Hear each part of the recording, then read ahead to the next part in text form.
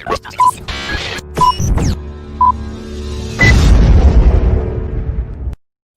morning. Happy Friday. Welcome to Adam versus the Man. We made it. We made it. We made it. Yes, congratulations.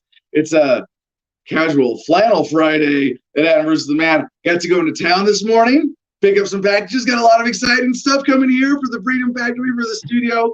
But we are taking off. Unfortunately, we're not going to get to use this for the next 2 weeks. Just big heads up ahead for everybody. Next week, I'm going on the road. Got a really exciting pre-Thanksgiving family road trip planned. And I'm really looking forward to getting some more travel time with my wife. And then Thanksgiving week, we are going to be off with Adam versus the Man. So sorry. We've told our dear leaders that we're taking the week off for Thanksgiving because it is a government-sanctioned holiday, and that they should make sure that nothing happens important during that week. So we're going to make sure that there's no important news or anything you're going to miss either. But no, thank you for supporting the show, making it possible to do what we do. We got the Producers Club chat pulled up here in Telegram. It's been a lot of Brad Brown saying good morning. All right, thank you. Now, this is really critical to what we're doing with the show. It's so much fun to have this as our behind the scenes team, and you can join the Producers Club.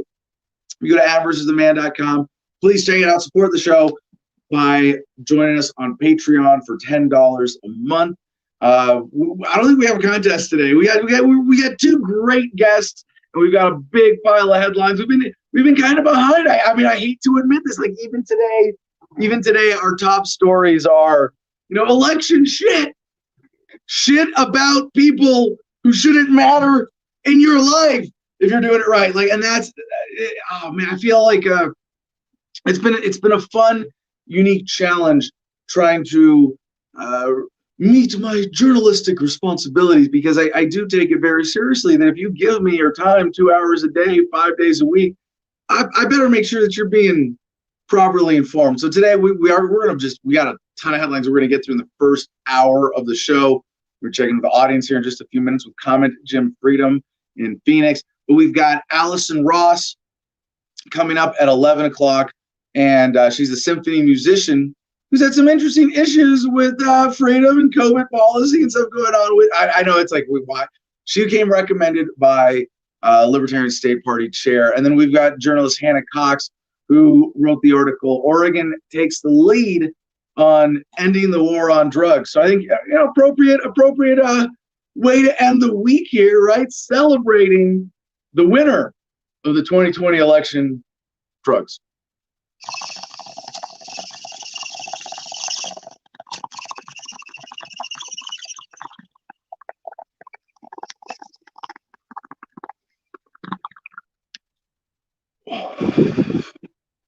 Yeah, and that was a little bit of a weak bong hit. It's like the last one in my bowl this morning, which reminds me, I really need a personal assistant to make sure my bong stays topped off in the studio here. I mean, we can barely do Adam versus the Man without one, but if we could get some help, we do really appreciate what we've got right now in the Producers Club. And as I was saying, go Adam versus the Man, find the Patreon link, sign up, $10 a month. It's a lot of fun. It's our behind the scenes editorial team.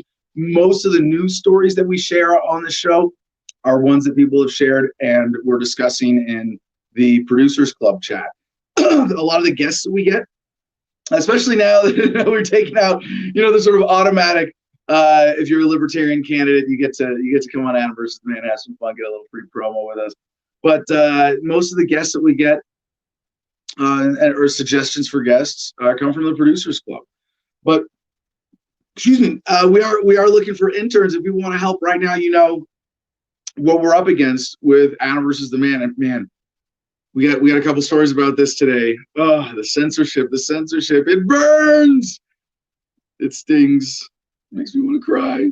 But it's because I have, an active and engaged audience that keeps us going. The core team with Comment Jim Freedom, co-host out of Phoenix, executive producer CJ Abernathy in South Dakota, Marcus Pula's guest booker out of Indiana, and Mercedes Damertowski out of Nebraska. And this is it's such an interesting position to be in, Have you? And this isn't hard for anybody to figure out.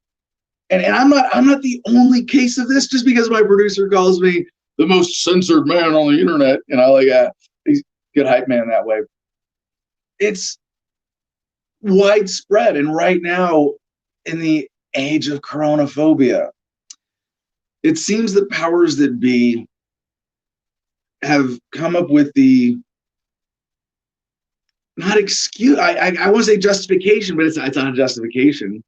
They think it is. I guess that makes it an excuse, right? They've come up with all sorts of new excuses for censorship because now it's for the children. No, wait, no, that's not the COVID narrative. I'm sorry, I screwed up. No, it's for grandma. It's for grandma. Don't hurt grandma. If you're outside your house without a mask on, you're killing my grandma. And if you buy into that, you go, well, yeah, I mean, and so here's the trick with the censorship issue right now, and like the real crux of these excuses is that there is a unique deadly threat from this virus, and because of that, certain fraudulent or even simply irresponsible or even simply incorrect misinformation is a threat, just like yelling fire in a crowded theater would be. Now, you can yell fire in a crowded theater if there's a fire, right? And you can say, hey, we need to get the heck out of here. But if you do it as a fraud, here's the nerdy libertarian explanation of what yelling fire in a crowded theater means for freedom of speech principles. But if you yell fire in a crowded theater where there's not a fire, you are committing a fraud that is thought to result in damages from a stampede out of the theater. And we even say this, you go, oh my gosh, it's been so turned on its head for Corona. It is the people who are fear-mongering who are yelling fire in the crowded theater, and the consequences are the government overreaction. The consequences are the forced unemployment crisis, the real estate crisis, the commercial real estate crisis, the eviction crisis, everything that we're experiencing now in reduction of quality of life because of the economic restrictions that the corona has been used as an excuse to justify, which of course, as we know, by government, serve the purpose of government to keep the super rich getting richer at the expense of the rest of us. And I mean, we get stories about this today too. Just how billionaires just blowing up their wealth in this when everybody else is suffering. You go, at some level, I'm pretty sure it was designed that way. So they want to think that what we are doing here, and still a violation of YouTube policies. We're still not broadcasting on my main channel until another strike clears. It is a strange time we are living in, ladies and gentlemen, brothers and sisters. Woo! That Chinese saying, may you be blessed to live in interesting times, is supposed to be a curse, right?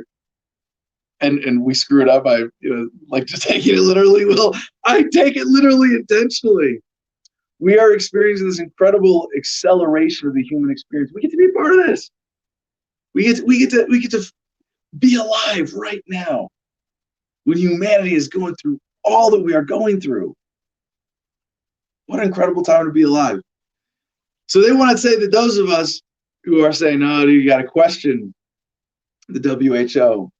You're not allowed to do that on YouTube. We got to question local authorities on their COVID polls. Oh, you can't do that on YouTube. Yeah. Anyway, we got a lot we're going to pack into the first hour today. 2 exciting interviews in the second hour. A couple other quick promos to get out of the way. Adam versus the Man merchandise. I went in town. I know I got something. We're going to get pictures. I got a big pile of mail I got to pick up. Shout out to Whatnots in Ashford for their mail service, their package service. Because it's funny, when we moved out here, I was so excited. Like, well, we lived down 3 miles of private dirt road, but UPS and FedEx still comes out here. Well, one UPS driver broke an axle on my road. Not my road. My road's fine. The road that connects to my road from the pavement. And they stopped delivering out here. It's like, you're paying for this delivery service, and they're not doing it. And they say they will. Yeah, it's a little shady. So now I got to go into town to get packages. Not a big deal. Because we were kind of close this morning, and I'm in my casual flannel Friday attire. So check it out at adamversustheman.com/store. CJ's put together an amazing selection of merchandise. Lots of really cool stuff in there. And then the other things, of course, to support. Oh, by the way, yeah, if you're a Producers Club member, as he always puts on the screen there, you can get 15% off and free shipping on merchandise because we just want to get the word out. I mean, even for me, like this is,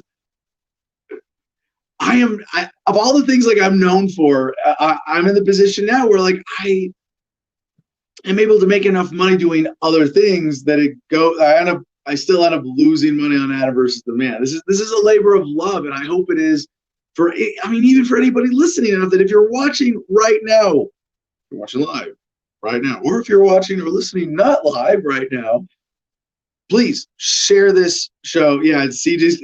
No, get those numbers. We're not doing the game this morning, CJ. CJ wants to get into the YouTube numbers. No, not today. I don't know. Maybe if you want to go long today after our guests, maybe we can cover all the news. If you eat your peas and carrots and do your journalistic responsibility first, you can whine about censorship for as long as you like.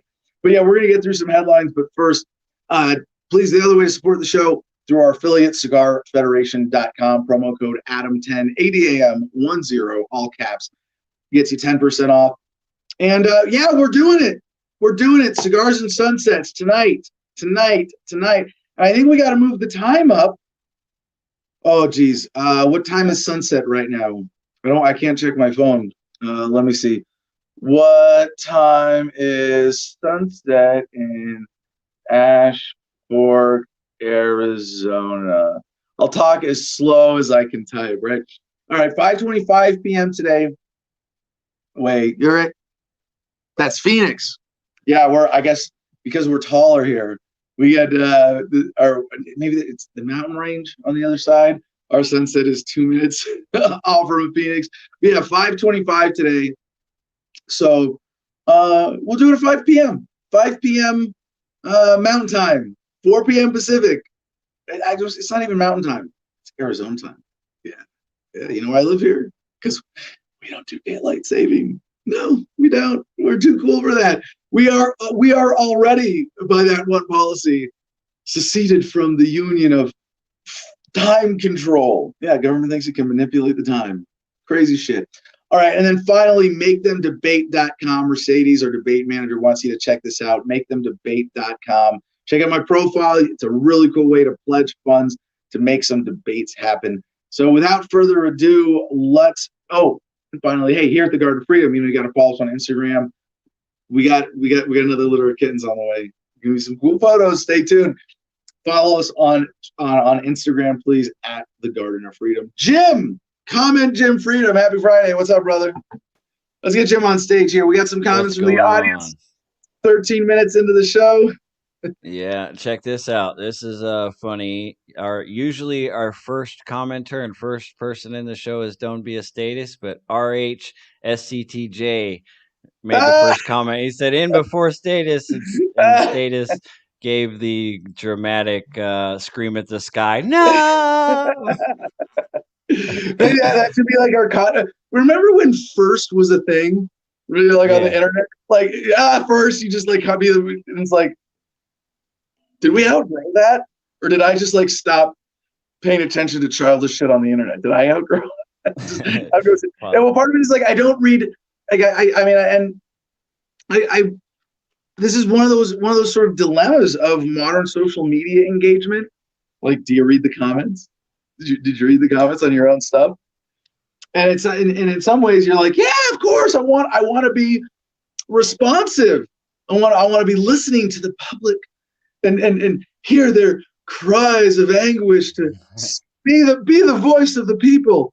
And it's like, yeah, but YouTube comments is not the people, it's not representative of the people.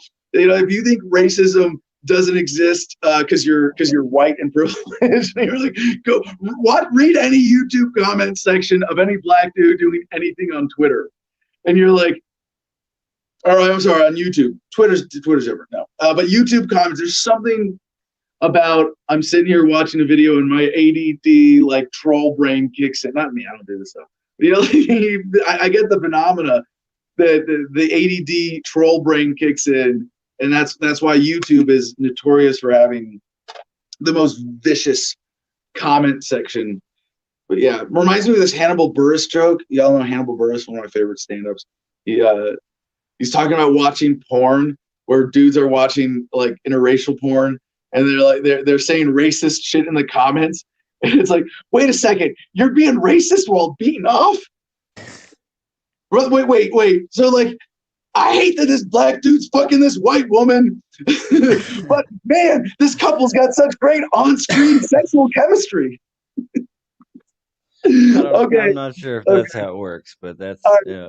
You and in this category of internet silliness, first and before status. Weasel Darty is chiming in. Happy Friday, Edinburgh's the man. Cheers. Hey, you know what? Here's the contest today, and we might have to come back to CJ if you got to leave early, Jim. But we have something very important missing in the studio, and I don't know you know what I'm talking about here, Jim. But this bong, the new studio bong for the Freedom Factory studio, doesn't have a name. Oh yeah. Name this bong. We're gonna get some comments on that, I know. And then, you know, by the way, before I forget this, we haven't said this for a while. If you want to name the studio in the Freedom Factory at Gardenia, we pay $320 a month for this building. If you want to take that on, you can name this, and we'll say every day, Adam versus the Man, coming to you from the John Jacob Jingleheimer Schmidt Studios. Whatever you want us to say to announce it every day. Yeah, we'd love to have someone sponsor the studio directly. Yeah. Lowkey 209 chimes in. He says YouTube comments hurt more feelings than Donald Trump.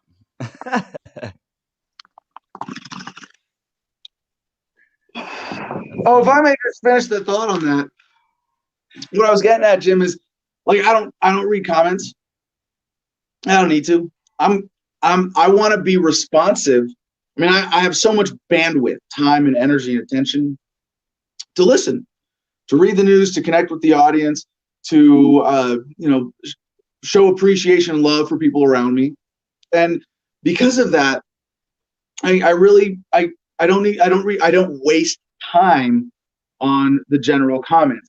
I have Jim to look at comments during the show, and that's different because we're paying attention to our live audience and interacting with people live who have the initiative to tune in and to be proactive and be a part of this. And I want to be responsive to those people as opposed to just the general YouTube, Facebook commentary, right?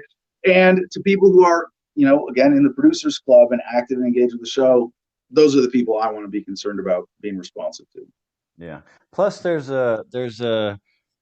got to be like a time where you just cut it off. Because I literally made a YouTube video 5 years ago of the pastor of this church literally saying that we need to kill all homosexual people, and that's how we would get rid of AIDS off the planet. That was he was saying. So I made a viral video of that, and I literally to this day, 5 years later, still get people commenting on it, like, "Oh, this video's out of context," and I'm like, "How do you take that out of context?"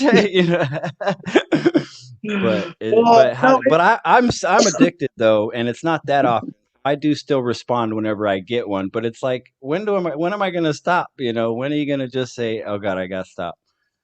Well, again, this gets to, this is a little inside baseball for everybody's on social, everybody's a social media influencer now or a star or whatever. Everybody's concerned about their public reactions through social media. And at some point for me, there was like a critical mass where I was like,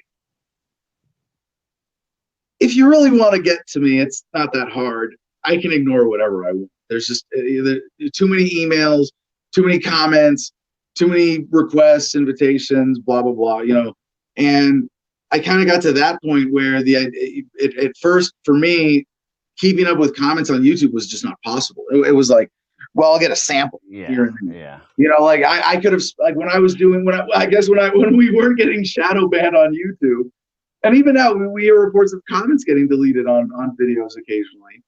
But when we were doing consistently like 2 million views a month, just like if I tried to read all the comments, like that would be the only other thing I would do, and I'd go fucking nuts in a week, like literally lose my mind in a week trying to do that.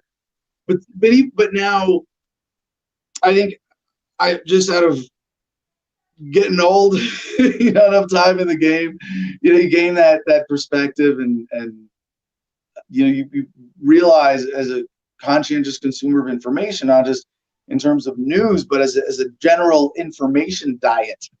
You go, no, I'm not going to put that in my brain. And for whatever it is for you, if it's reading comments on your videos or your posts or other people's content, just every now and then, do a digital detox like this, like with cannabis. I try to take a week off every month or two and just recalibrate my perspective. You got to do the same thing with all the even data coming into your head, with all of your food habits and everything else. The elimination diet, if you don't know what that is, it's a way of you eliminate everything in your diet that could cause a negative reaction. You go to the sort of blandest diet possible and make sure that you have a health baseline. Make sure that none of the negativity you're experiencing is a product of something that you're consuming, that you're doing to yourself. And you got to do the same thing with information, with habits, with everything else. And just, I hope that's a positive thing that people get out of the message of this show, is that, positive self-awareness and life awareness and living better. And so, all right, that was enough of a sidebar rant on that, wasn't it? Yeah, right on. Okay. Just a couple more. Kareem's checking in. He says, "What's up? Localization for life." He has a good question too. Localization, baby. That's funny. He says, "Hey Adam, what would you recommend to people outside the USA when it comes to implementing effective localization in their communities?" All right, outside the USA. So I wouldn't presume to know the exact political circumstances of everybody around the world. But what I would say to answer your question is that I think of kind of like several different approaches to localization as the mechanism to achieving a voluntary society. And you got to decide what's appropriate for your situation. So from the top down, there's this presidential campaign strategy of national consensus based radical decentralization through the political process. And again, radical, striking at the root of the problem. Henry David Thoreau, for every 1,000 striking at the branches of evil, there is one striking the root.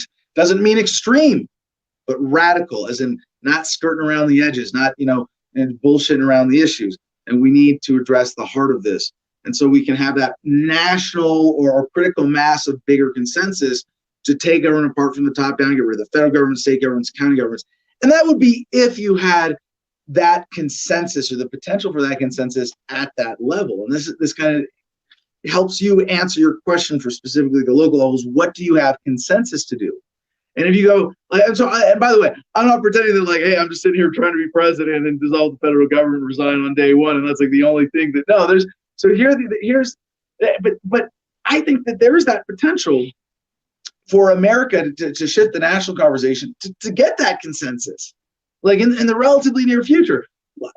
You want to accuse me of optimism? Okay, guilty as charged. But even if I'm wrong about that, running and having the conversation at that level, because of the nature of American politics, means that we have a really unique opportunity to spread the message more efficiently than we could without using just the platform of politics. And this is what I say for everybody. If you're a libertarian, you want something good to do as a libertarian activist, run for office as a libertarian. And you can make it like a paper campaign, minimalist, tiny involvement, all the way up to a full-time job, and anywhere in between. You get to set that along with so many other parameters of your campaign. Don't feel like, oh, I got to run for office, I'm put on a suit and tie, and I got to be a douchebag like the Republicans. No, it's different. I can't single out the Republicans for being douchebags. I got to finish that sentence. It was Republicans and Democrats. That's what I was going to say. Okay, but then the next level, sort of the sort of mid-level, so as opposed to like, top-down political consensus and then, bottom-up local activism. The sort of mid-level is secession. So like if California decides they have a consensus to secede from the Union before the federal government collapses or we decide to dissolve it as a nation, as a people, or a critical mass of the electorate, giving the politicians the excuses, then you might have California secede independently. With Biden coming into office, it looks like you might have Texas go first. Who knows? But what that would create is a cascade effect that we're actually already just barely starting to see around the world. But there is a cascade effect that comes from Brexit, Catalonia, the Scottish independence vote. I feel almost embarrassingly ignorant because I'm citing 3 European examples here, because I know there are others all around the world. There's the revolution in Thailand, which isn't exactly about localism, but at least overthrowing the monarchy there and taking power away from the central authority. And maybe in your country, that's all you get. Maybe you don't get to have a fundamental restructuring right away because there's a more urgent priority when you have a vicious national or even local government that needs to be put in its place first. Because remember, libertarianism is not about, our goal is not just like, or at least our immediate goal is not, hey, let's have a voluntary society tomorrow. Our immediate goal is, what can we do as individuals to alleviate human suffering? So again, in that sort of mid-level of possibilities, what consensus is possible at a subnational level for secession or significant reduction in state power, that might be the priority. And then finally, bottom up, what we're doing here in Gardenia: buy land, declare sovereignty, micronations, community-based autonomy. There are a lot of examples of this all over the world. If you want to jump into that as a research project, start with the Wikipedia page on micronations. Do a quick survey of some of the things that are just funny protests and some of the things that are more serious exercises in sovereignty.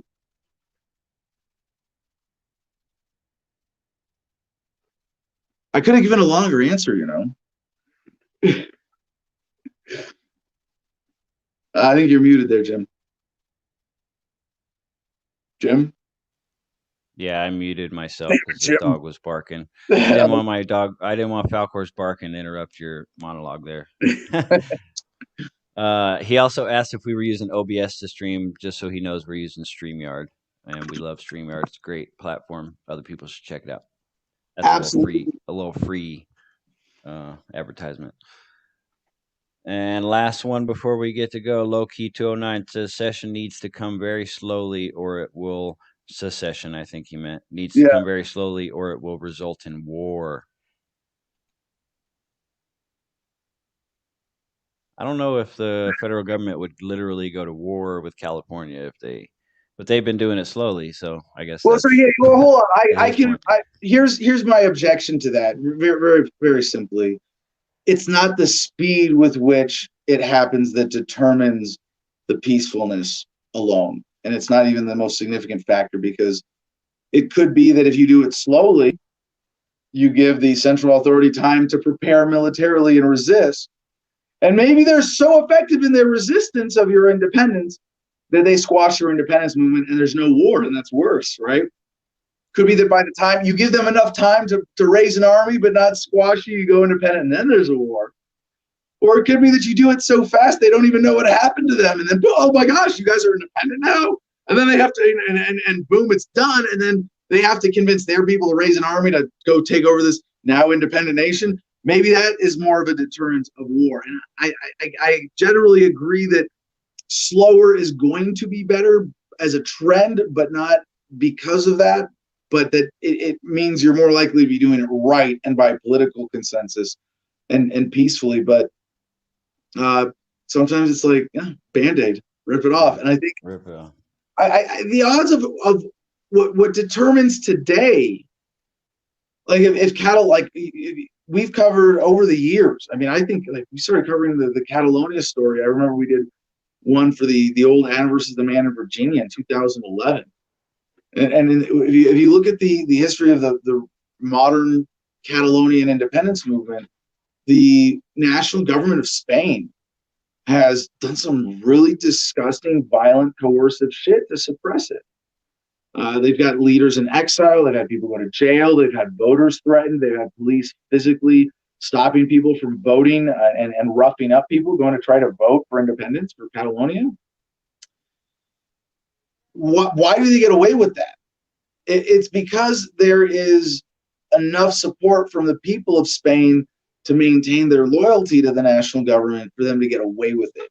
And if you can change that over time, then take the time and get that greater level of consensus. But if you can't, and even with Brexit, and I'm not an expert on these things, but from a distance looking at Brexit and the back and forth and the bullshit and how much time they've wasted.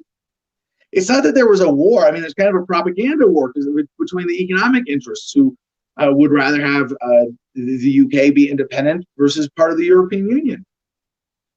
But there wasn't a war. There's just this wasteful waste of time and back and forth and uncertainty of policy that cost the people more than doing it quickly would have done. I mean, if Britain had decided, okay, boom, we're independent, here's the deal, and we're going to, what they have done. I mean, can you credibly say that Brexit isn't colossally clumsy at best? Yeah. Is colossally a word? It is now. Hell yeah. So is impactual. Impactual. That's a good one. Okay, all right. We're at the bottom of the hour here. You should probably race through some news before we get to both. Yeah. Well, we have an unofficial entry for the bong naming contest from CJ Mabong to go with Ma Road. Maybe. All right. So yeah, let's get into it. Headlines. I mean, this is where I'm like, I put politics and our politicians first.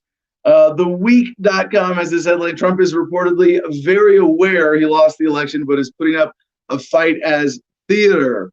And, very biased source, obviously. President Trump is reportedly challenging the 2020 election results primarily just as theater, as he puts on a performance for his supporters, despite knowing he will not begin a second term in January. Trump has still yet to concede the election to President-elect Joe Biden, and by Thursday morning, he was continuing to fire off baseless allegations of widespread voter fraud. But NBC News' Peter Alexander reports, citing a White House aide, that Trump is very aware that there's not a path to victory for him and is putting up legal challenges as a kind of theater for his supporters, believing that they deserve a fight.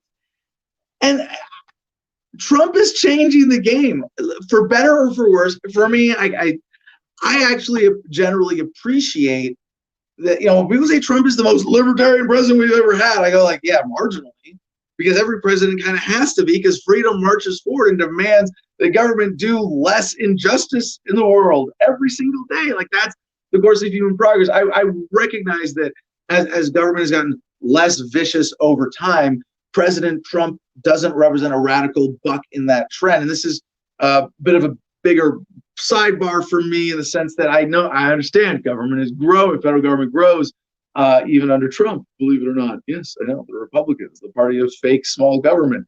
And it just seems to get bigger and bigger every time they're in office. How about that? And with that, again, the overall viciousness, the level of injustice, I think is still continuing to come down. Every generation, again, today, we celebrate the winner of the 2020 election, the drug war, or excuse me, the drugs, who are winning the war on drugs.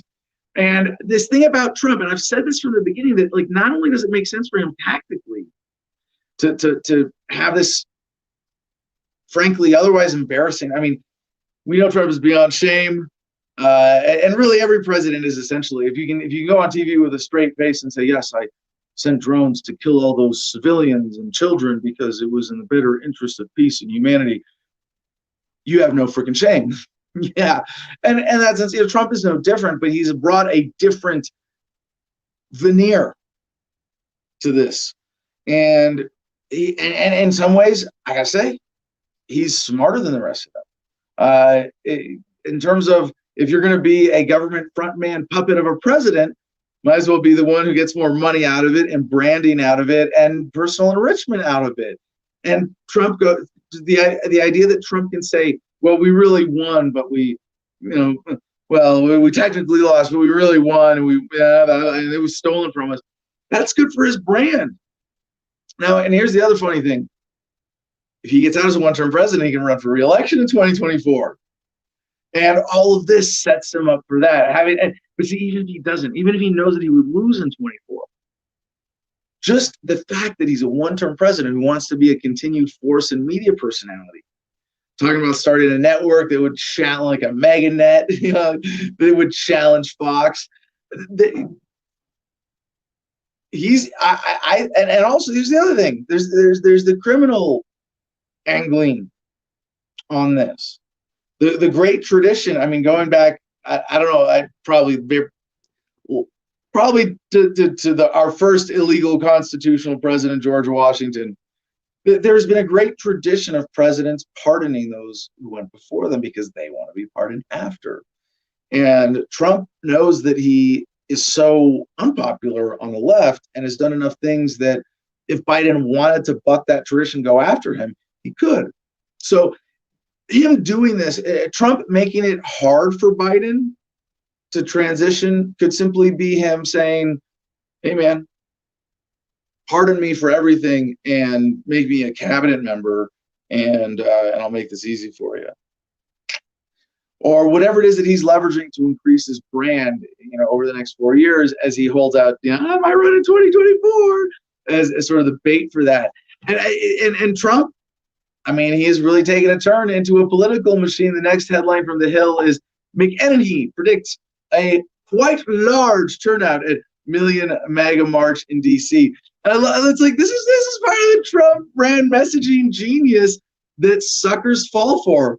It's going to be quite large. How large? Quite. How big is a quite large crowd? It's quite large. You can't. Of course, we're out. They use this really effective sort of vague language, and Trump really is the master of this. So of course, Kayleigh McEnany is picking up on the strategy. White House Press Secretary Kayleigh McEnany said on Thursday, that she expects the turnout at Saturday's Million MAGA March in support of President Trump to be quite large. See, part of the genius of this is that the political opponents will go, it was tiny. This isn't quite large. And then they can't be held to that. But it sort of identifies people who are, falling for this both pro and con. The event is set to take place in Washington, D.C. on Saturday, 1 week after news networks projected that Trump had lost the presidential election to Democrat Joe Biden. Trump has refused to concede the race, and the Saturday events seem intended to bolster him. As McEnany said on Fox, I think it's going to be quite large. From what I'm hearing, don't have an estimate for you. Yeah, see, no specifics. It's going to be interesting to see where this goes.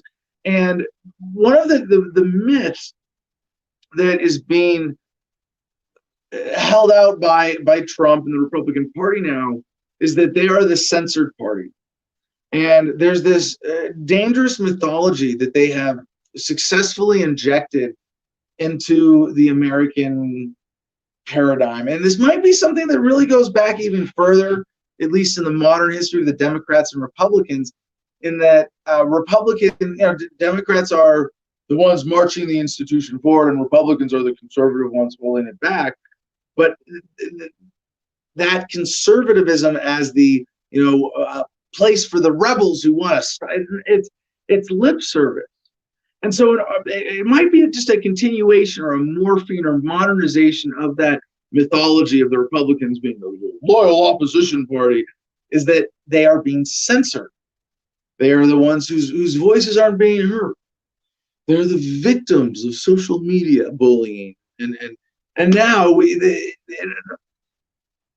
obviously the point of this is not the powers that be. They don't care if they get blue flavored fascism or red flavored fascism. They'll go with whatever serves as the best pacifier for you. So when they see that they need to censor the truly challenging messages of libertarianism or anything that's legitimately fundamentally challenging the current power structure, they want to make sure they don't have a Streisand effect, that there's some kind of whiplash effect from that censorship where the American people go, wait a second, you're censoring what? Now we really need to pay attention to that. No, they want to avoid that as much as they possibly can.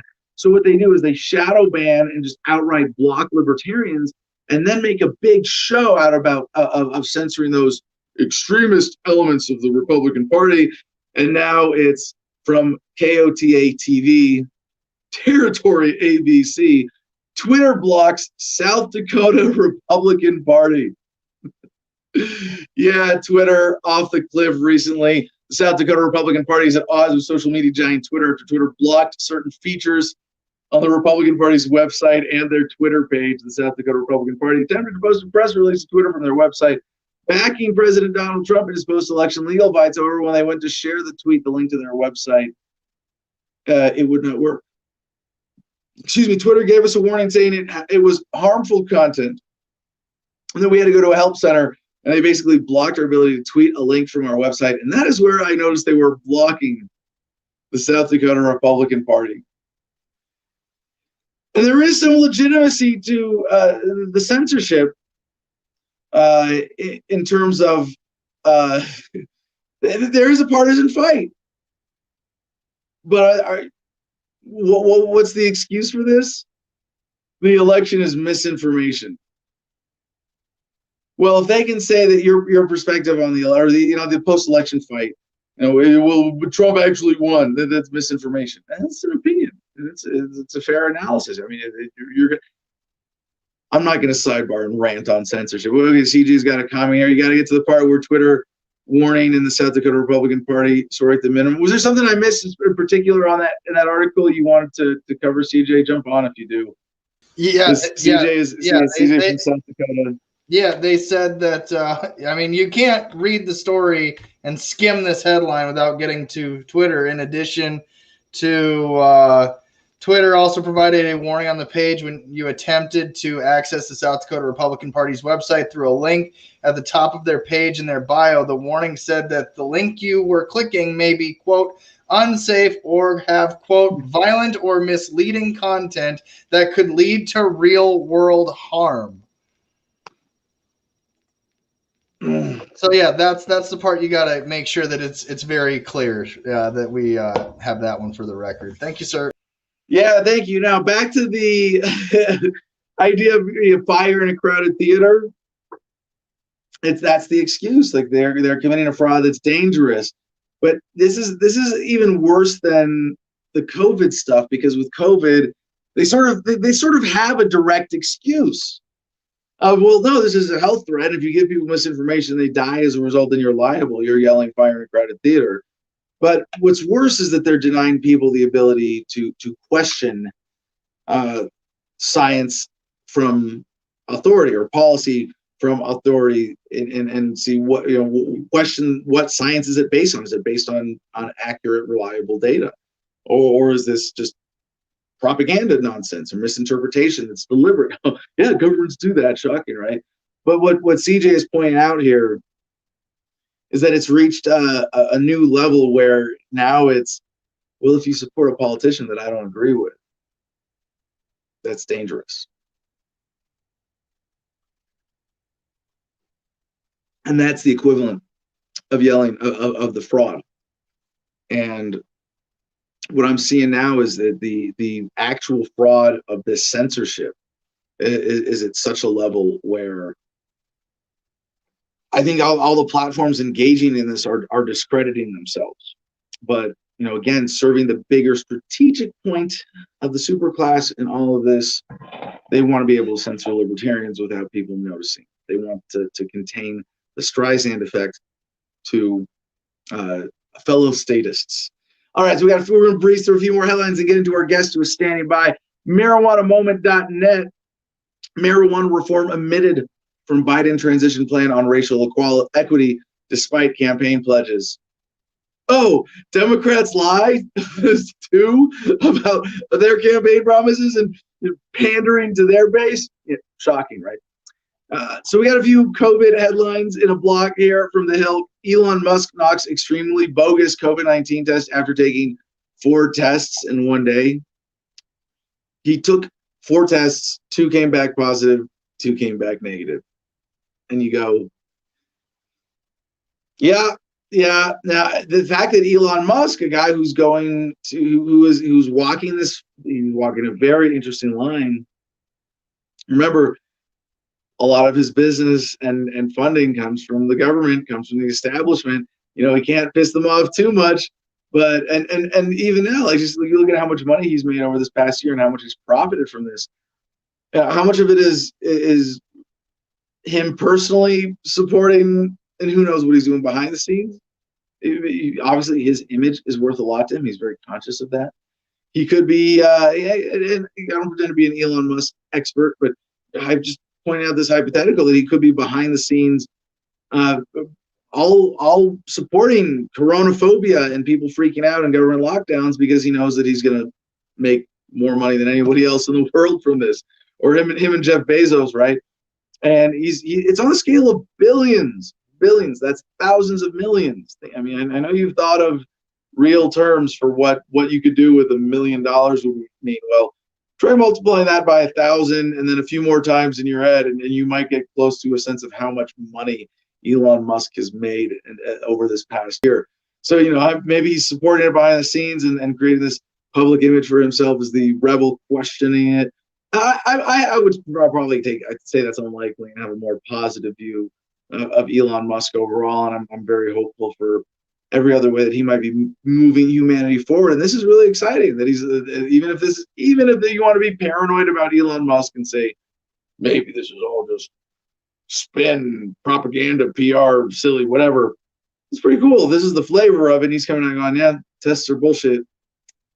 No, I wonder about this, and I mean I have some personal stake in this. Is I have family members I'm going to be with for Thanksgiving who want me to get tested, and then wouldn't you rather I quarantine for 14 days like before showing up as opposed to take a test and then get the results? Well, apparently now there's one you can get by mail for 3 days. I haven't even looked into this. It's so dumb, and I don't mean my family members. If you have I have family members with two different categories of risk with this. One category is people who are older or immunocompromised, and they go, yeah, I get that the virus isn't a big deal, and they're mostly libertarian. They're not going, oh, you got to wear a mask and crack down and blah, but they're like, hey, could you minimize my exposure through you if we're going to hang out under the same roof for Thanksgiving week? Reasonable request. And then the second category is people in my family who have a liability if they test positive for their jobs. And it's not them based on their interpretation of the virus itself at all. But if your employer says, well, if you test positive, we're going to test you every week, and if you test positive, you're going to lose money, you're going to lose work, or your job's at risk. Can you blame those people for saying, well, shit, I'm going to be extra cautious now. I'm going to ask people around me to be cautious, and I'm now a mechanism of spreading that fear-based propaganda. Anyway, we've got to breeze through some of our other COVID headlines. If you guys have thoughts on this, we're going to check in with the comments in just a couple minutes before we go to our guest and at the end of the show today. So from Newsweek, corpse filmed in hospital bathroom as Italy's COVID ward pushed to breaking point. Video showing a corpse left on the floor of a bathroom inside an overwhelmed hospital shows the COVID crisis in Italy's third largest city is out of control. Foreign Minister Luigi Di Maio said, and I mean, I don't want to pick apart this story, but just to deconstruct the fear for a second, remember, we saw these headlines before in the first wave of Corona, especially in Italy, where, it's hospitals being overwhelmed. And then we looked into that and it was like, even the credible representations of this are hugely exaggerating things at best. And a lot of these things are fraudulent. And I would hope that anybody who's watching Adam vs. the Man, at least any of our regular listeners, would know that when you see a headline like this, you gotta stop and question and go, are they trying to make some blanket statement based on an isolated incident? And say, well, because we saw this video of one dude dead in a bathroom, if that's really what it is, then therefore that's representative of all hospitals in Italy, as opposed to even a freak occurrence at that hospital. And I'm sure there's going to be a backstory that comes out where It's not quite sensational enough to say the mainstream media lied about this or that element of it, but you're going to see more of this. And the Daily Mail has this headline, and this is where we're going with this new wave of the second wave of fear mongering. Daily COVID-19 deaths spiked by nearly 19,000 for first time since May as infections hit record high of 144,000 in hospitalization surge. But Fauci says there's still no need for 6-week national lockdown.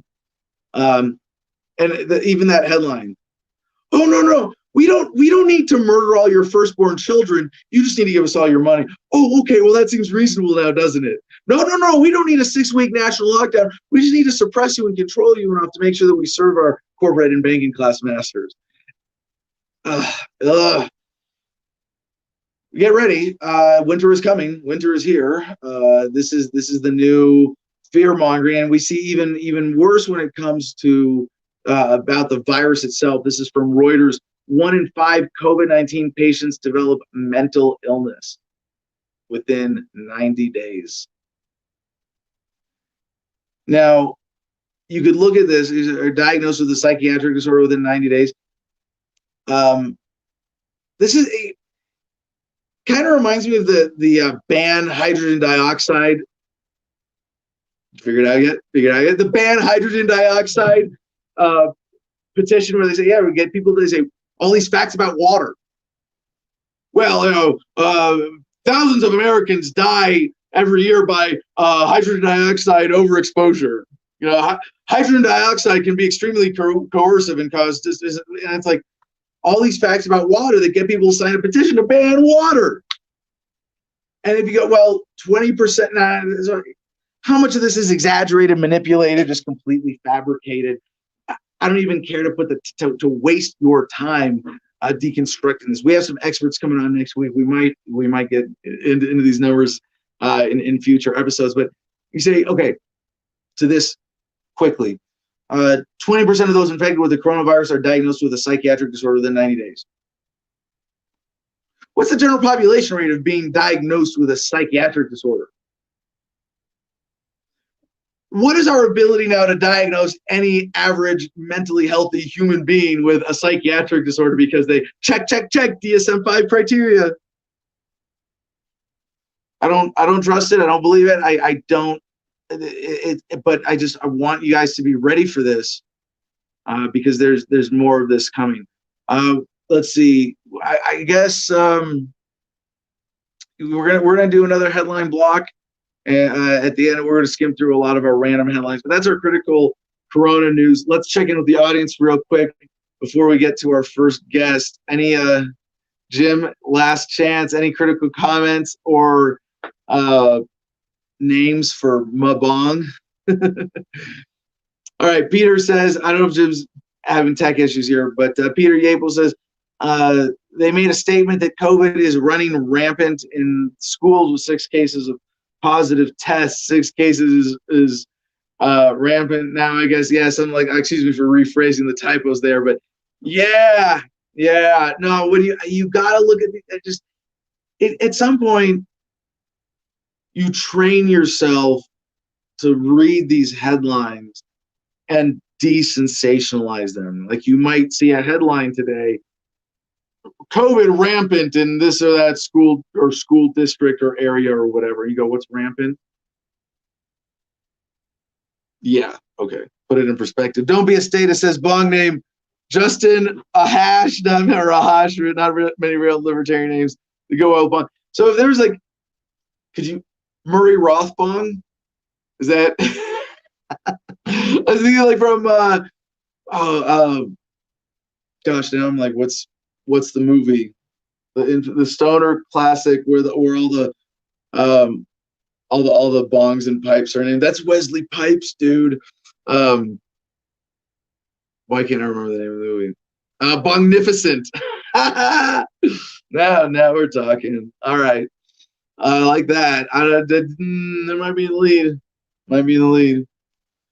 Bongnificent. Brexit is like Trump anti-New World Order. I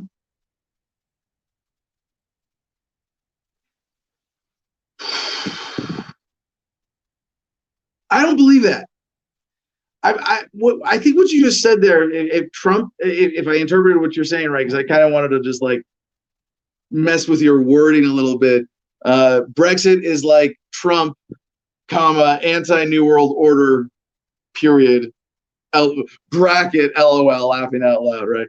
But is Trump anti-New World Order? Not really. I mean, current world order, but serving him, but still consolidating power in his effect and his impact.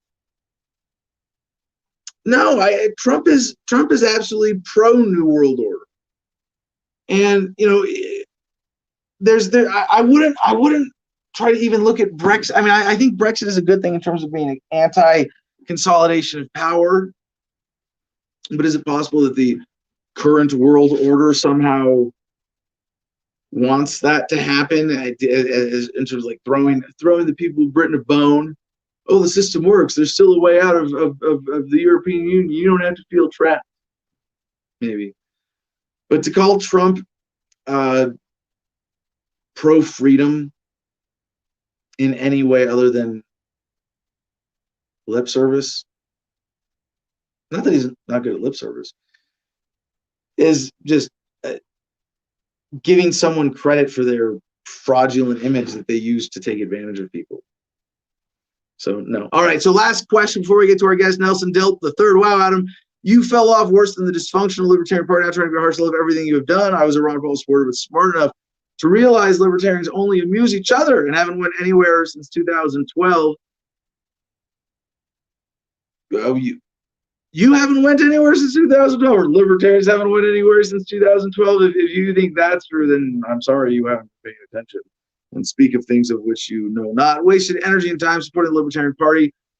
Choose the paradigm, brother, and go Republican and defeat the rhinos and commie left.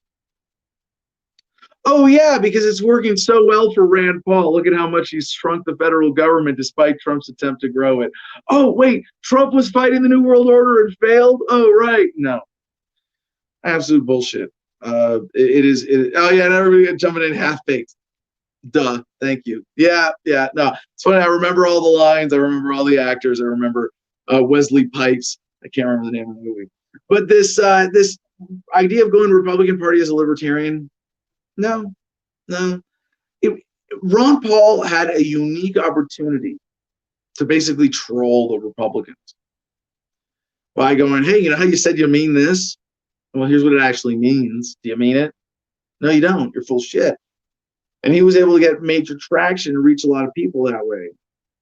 But as we've seen in the years following Ron Paul, the long-term strategy that was known as the Ron. See, when I think of the Ron Paul strategy, I think of like Ron Paul's success of reaching people with his presidential campaign, not the failure of the long-term Ron Paul strategy of working within the GOP. All right.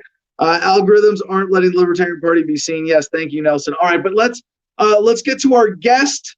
Very important we don't keep her waiting any longer. Allison Ross joins us this morning. She's a symphony musician in the Kansas City area, infuriated by virus policies ruining concerts. And I gotta say that just the effects across the music industry as a whole, even from a distance, I go, wow. But to get Allison's insight here is going to be very interesting. Now, she's got a unique situation relating to COVID as being immunocompromised herself, and still maintains the principled anti-mask mandate position. So, Allison, thank you for joining us. I'm really excited about this and the unique insight that you have to offer to everybody else with what's going on in COVID and what in music is missing from our lives right.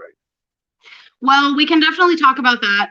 First, I just want to point out, didn't you say at the very beginning, didn't you say it's like Flannel Friday? Did I hear you say that? Yeah, casual Flannel Friday for Adam versus the Man. Here's the thing. I had to represent my orchestral, my symphonic colleagues, and so I have concert black on top. But knowing that no one was going to see my bottom half, I definitely wore it. Hey, look at that match. Oh, that's beautiful. For those of you just listening. Yeah, when you said Flannel Friday, I was like, yo, I'm on it. Like, look at me. Beautiful, beautiful. Yeah, for those of you just listening, right? Like, isn't it your flannel? Isn't it even blue, or is it yes, like? yeah, we've got matching blue. We're I got twinsies the today. flannel top and your pajama bottoms. That's awesome. Yeah, I love it. Before we say anything about the music industry, we do have to play the world's smallest violin for a few seconds for the pants industry, which is another tragic casualty of COVID and everybody working from home and being dressed up from the waist up only. I don't know anybody who wears pants anymore. What's the point, honestly? I went to go check. Okay, we're 2 minutes into this, and I'm already like giving you this side of me. I went to check my mail yesterday, looked down, and realized I did not have pants on. This is a real thing that happens to real Americans, Adam. It's a problem. Is the weather that nice in Kansas City? Yeah, well, yeah, we've had a weird like warm stretch. Yeah, it's been strange, but yeah, I don't know. It's really a problem. So pants in symphony orchestras, right? This is who's struggling. So I have been talking about this for weeks, and really I guess I'm kind of more open to like your questions about it and what other people want to know about it, because I just see it firsthand, and it's so much a part of my life that I don't really think about it so much anymore. But to other people, it's like really a shock to hear what's going on. So like, should I just give you kind of a little snapshot of what's happening as a symphony? Well, I mean, we have a little time. It's not, we don't have to rush to that. And I want to first underscore something you're saying here is that in this period where people are kind of pushed into isolation, it's very easy to lose perspective and think that you're getting a fair perspective from whatever media that you're consuming. And there isn't a single source, even if Adam versus the Man was the best show in the world, that would give you that effect. And so I'm hoping that people take this as a reminder, not just to check in with your neighbors, to really think and meditate on what other people are experiencing and zooming out of empathy for your fellow human beings. But Allison, in order for people to really appreciate your perspective, could you at least quickly give us a bit of personal background on how you got into how you became a symphony musician and your personal health status? Yeah, well, okay, so those are kind of two separate things. As far as being a symphony musician, I've been playing. I'm in my early 30s. I started when I was 7, so I mean, I've been playing for 2.5 decades. Went through all the traditional schooling and training to become, a professional classical musician, went to conservatory. Funny enough, I attended Oberlin Conservatory in Ohio, which was a great education that I'm still paying for. But while there, I was actually head of the president of the Oberlin College Republicans and Libertarians, and we had like a whole 6 people. So that was really good. So that my liberty stance kind of goes all the way back to college, where I went to this really progressive school, and I knew that something was off. I just was like, what I'm hearing around me doesn't make sense.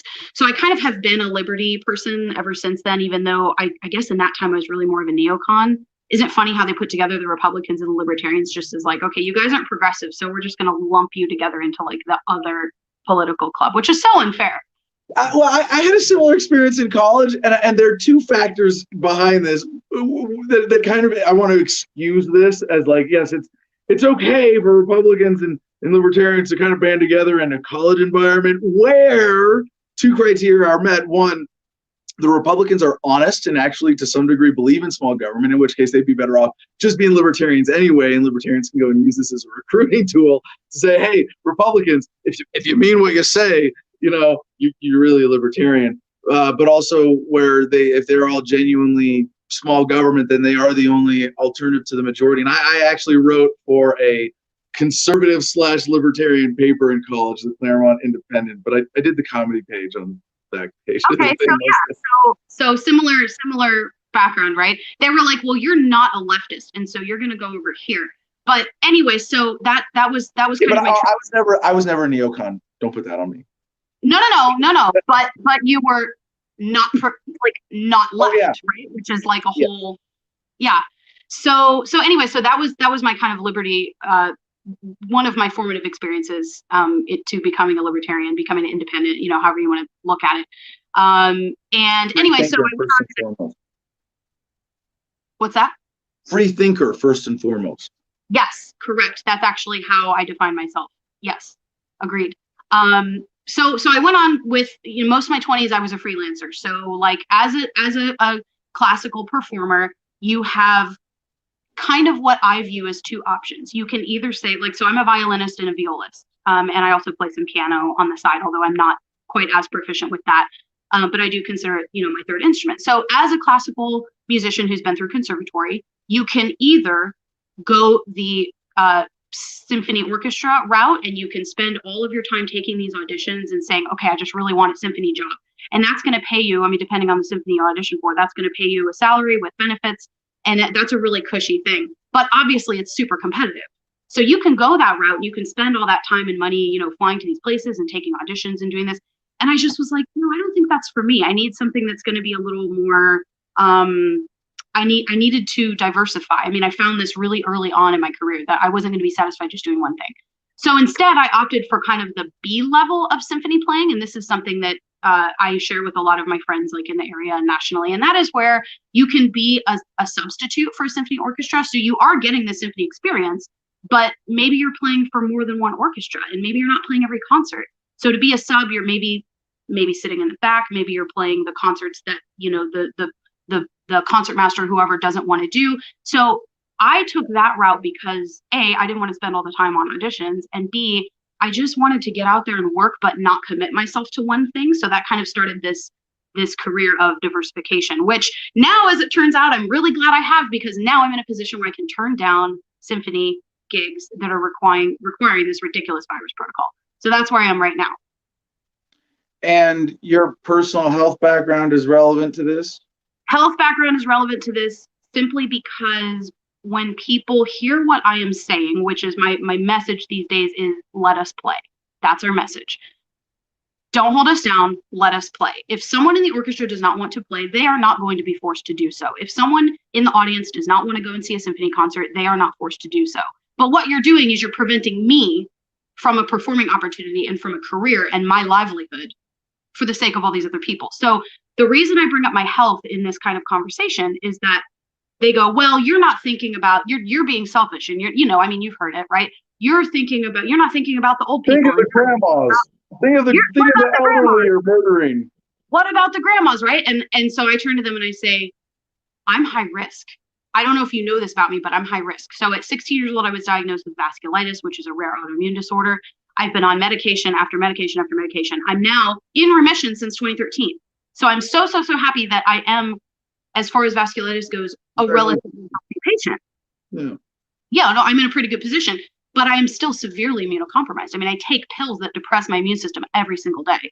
So these people who are looking at me and going, well, you don't care, you're not thinking about it. I'm like, I am that person. And I'm still wanting to do what I want to do. And I don't like to be held down and told what I'm not allowed to do because of other people's feelings or fears. So one of the things that I wanted to get from this interview with you, and I want our audience to get as a takeaway, is that you, by these two unique combination of circumstances, your health and your work, have had to analyze. For me, I can say, I'm middle-aged, so I like to pretend that I'm young. I'm relatively young, I'm healthy, and I'm in the negligible risk category with COVID, right? I don't have any. I have allergies like hay fever, and that's about it. I don't have any. I'm otherwise, totally healthy. So it's kind of easy for me, and I think a lot of people in our audience, to take that position and go, all right, well, it's not a threat to me. I'm just going to manage the social situation, and I'm going to be polite. And just to reiterate for everybody, my personal policy is to never wear a mask proactively, but to always respect anybody's request if I'm going to be around them, and I'm going to choose to be around them. So if I see someone wearing a mask, I'm not going to run up and start talking next to them like it's normal. No, because there's a new standard of distancing. And if someone's wearing a mask, they're saying, I want to adhere to the standard. And it would be like, breathing on somebody or being in an uncomfortably close talk or getting spittle on someone. was before all this, and as a bit of a germaphobe myself, I'm actually glad that there's this slightly heightened awareness. But with that being said, have you, what is your take on the real threat of this virus versus what we're being told? Okay, so first of all, we have so much in common, and it's not just the blue plaid pants. I also take the same stance of I am not going to be told when to wear a mask. However, personal respect is such a big thing with me. So one way that I can put that into practice is, I would say, personal respect, and also how that sort of combines with voluntary efforts. So one way that I put that into very practical, into practicality, is that aside from the symphonic playing and the accompanying on the piano and the other things I do, one of my other jobs is that I teach private lessons in my home. So when the pandemic started, I had all of these parents of students. They're mostly high school age, just for context, a couple adult students. I had all these parents, and they're saying, hey, what are you doing about the virus? Do you want us to wear a mask? Do we suspend lessons? What are we supposed to do? Well, we're kind of going into the summer, and that's a big source of my income in the summertime. And so I didn't want to just not teach lessons. But there was a very practical, I had to really think about how was I going to do this. So what I decided to do was I said, look, my policy is that I do not wear a mask in my home. I was very clear about that. I don't wear a mask in my home. It's my house, for Pete's sake, okay? Right. But if anybody else would like to wear a mask, you are perfectly welcome to. If you need to skip a lesson, you are perfectly welcome to. If you would like me to wear a mask, for example, if we have a recital or if we meet somewhere that is not my home, I respect that, and we will have a discussion. So in that way, I'm kind of able to show people a very livable way to say that I'm against these mandates, but I'm not going to just walk around, like you said, you're not going to walk around just coughing all over people. That's not what we're about. That's not what we're about at all, and especially someone who's immunocompromised. So the other thing I'll say to that is, from that perspective, I wrote an essay, oh my gosh, it was way back in April. And I wrote this essay that was basically like, all these things y'all are doing now to that you think are stopping the spread of the virus and all this stuff. Immunocompromised patients do that every day. That is my life. You're telling me to wash my hands? We've been told that since we were 4 years old. But immunocompromised, yeah, like really? But immunocompromised patients are doing that constantly. When I get on a plane, I wear a mask. I was wearing masks on planes before it was cool. Like no government or no state or no private business is going to tell me what to do without me going, is that actually a good idea? And most of the time they were like, well, this is a thing that we are doing. And I'm like, great, that's great. I've been doing it for 15 years. Go. Now, of all these things that you have to do anyway, as being immunocompromised, I assume that you've also had a curfew your entire life, like the city of New York City, because viruses are especially brutal after 10 p.m. in the city, as we know from science, right? Now, aside from that being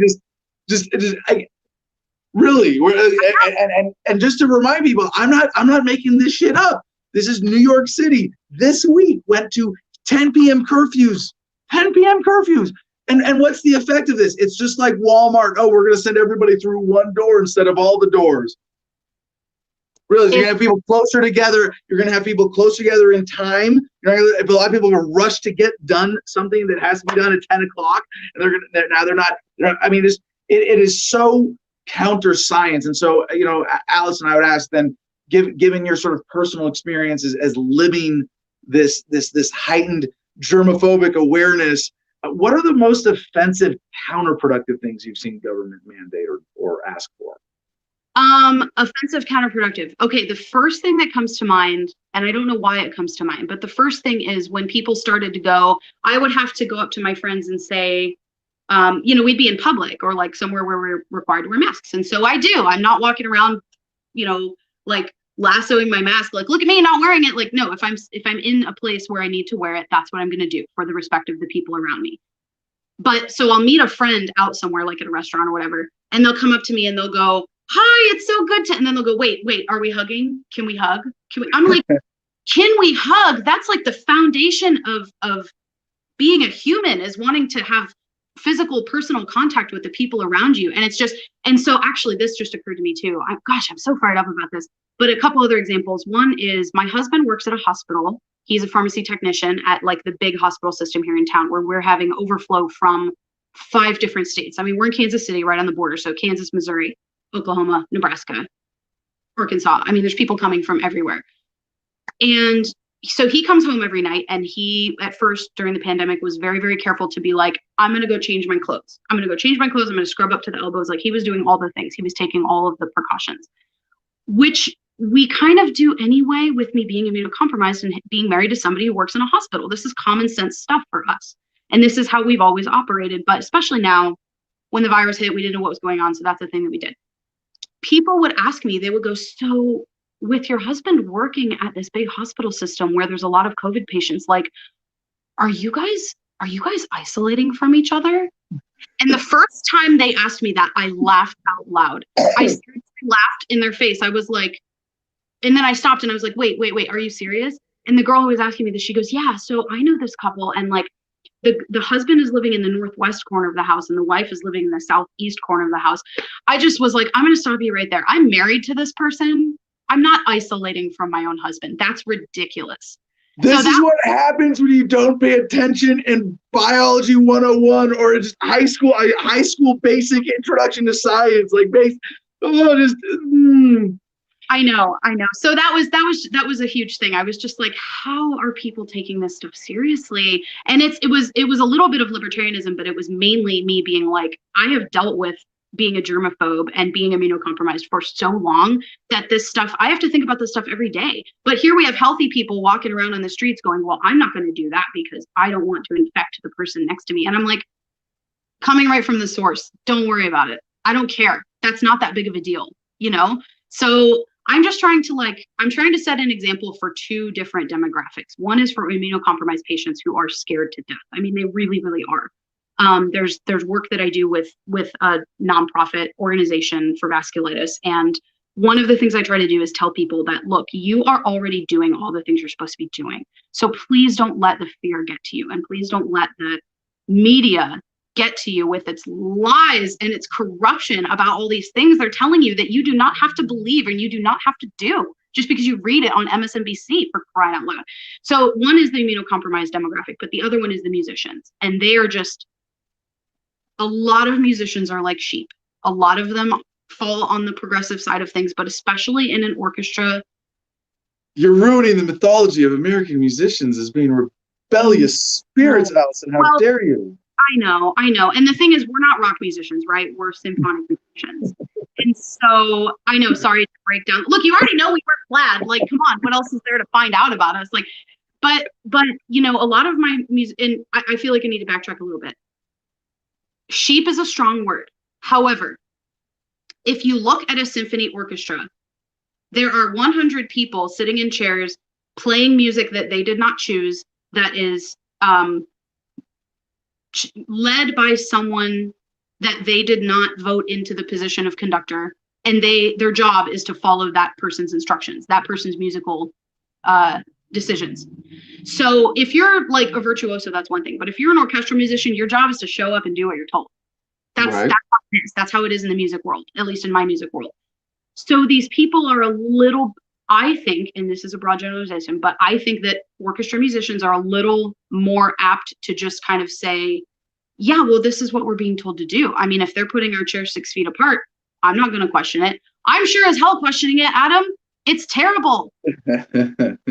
It's terrible. It's so, okay. So now can this is actually a fun little experience for me because I don't think anybody has ever heard through Adam versus the Man that I have a minor orchestral background myself. Are you kidding me?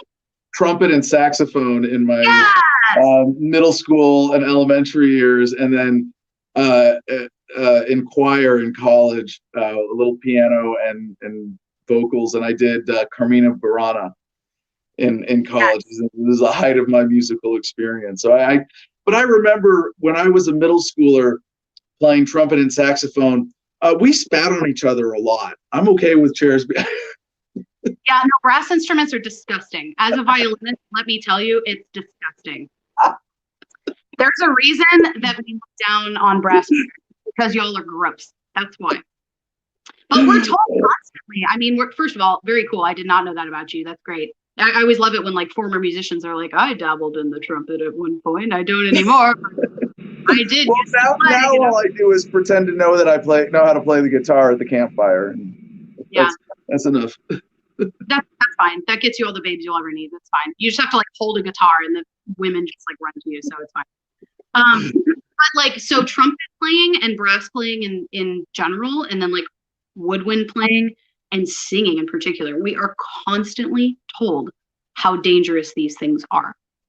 So you mean now? Well, do you mean historically as an immunocompromised, or now as a musician under COVID? No, now because of the virus. Now because of the virus, it has not stopped. Like every time somebody says, "Oh, singing in a choir," and somebody go, "Oh, but I hear that's dangerous," or like, "Oh, I play the flute." Oh, really? I hear that's dangerous. It's just like, okay, hold on. Before you go any further in that, I want to ask a clarifying question or sort of background question. I think is important because the governments of the world, the mainstream media are presenting COVID obviously as this exaggerated threat, saying that, well, like in the United States now, the big headlines are it's projected to kill 400,000, as if projected. The 200,000 projections were correct originally, or the 2 million. It was 2 million. Remember, it was 2 million Americans at one point they were projecting. And I want to say, even if this is, I don't pretend to be an expert in picking all of this data apart, but I know that it's exaggerated, and I look at. I think, well, actually, my friend Mercedes, our part of our core team, I think gave me the best kind of way of thinking about this. That it's like a new virus or a new category of viruses in the global human petri dish, where you might say now there's the cold viruses, there's the flu viruses, and there's the COVID viruses, or the COVID-19 family of viruses. And because they're new, they're going to kill people as they get out into the herd. Before we get to that, not necessarily herd immunity, but like stasis level, like we're at with the flu, and then they're just going to kill 40,000 people every year and be just the same as the flu, or less once we get to that point, or with the vaccine, or over it. And so I might say, like, the way the media is presenting this is that it's somewhere on the scale of 10 to 20 times more of a threat than the flu as a whole. And my take is it might be 2 or 3 times more deadly, but probably about the same or less. Do you just in that bigger scale of what's the threat in those kinds of terms? What's your take? Well, you must not be listening to the science, Adam. I mean, don't you know anything about science? Like, hey, it's just like the Bible. I'm listening to all the science, even the parts that contradict the other parts. Yeah. I don't. Okay, so this is where I'm not really qualified to speak. I'm not my take on it is this: as an immunocompromised person, I don't care what the science says. This is just another threat to my immune system. That's how I feel about this. I think that's the best way to sum it up. I mean, well, how much compared to the flu? Can you say? Because you must take flu season. I mean, tell me, on a regular year, are you paying attention to flu vaccines, and are strains bad and taking? No, you don't care. No. So here, no. It's not that I don't care. Like, here's the thing. So here's another perspective for you. Every year, my rheumatologist says, "Look, I know you hate getting vaccines," which is a Liberty thing, but I know you hate getting vaccines. It's a smart health thing. Well, yeah. Be careful about what you put in your body, right? Yeah, I mean, crazy talk, right? So, but here's the thing: is flu vaccines. I know they change a little bit every year, but the flu vaccine, as a general, idea, has been around for long enough that it's not that scary to me. Like, they've had some time to work on it. So yes, I get the flu shot. I do. Okay. Because I don't want to get the flu as somebody who's immunocompromised. Now, when the coronavirus it's only 10% effective, like this last season. I still get the flu. But I get the shot because, like, okay, why not? Sure, maybe if it helps. So I've admittedly been a little blasé about something like the flu shot. This coronavirus vaccine I will not be getting. And the reason is because it's so new. I don't trust it. I mean, newsflash, I don't trust anything about the coronavirus, phenomenon. Let the politicians take it first. We'll see how many of them die before we let anybody else touch it. Well, and it's nice because yeah, exactly. Like, it's going to come down to us peasants, quickly.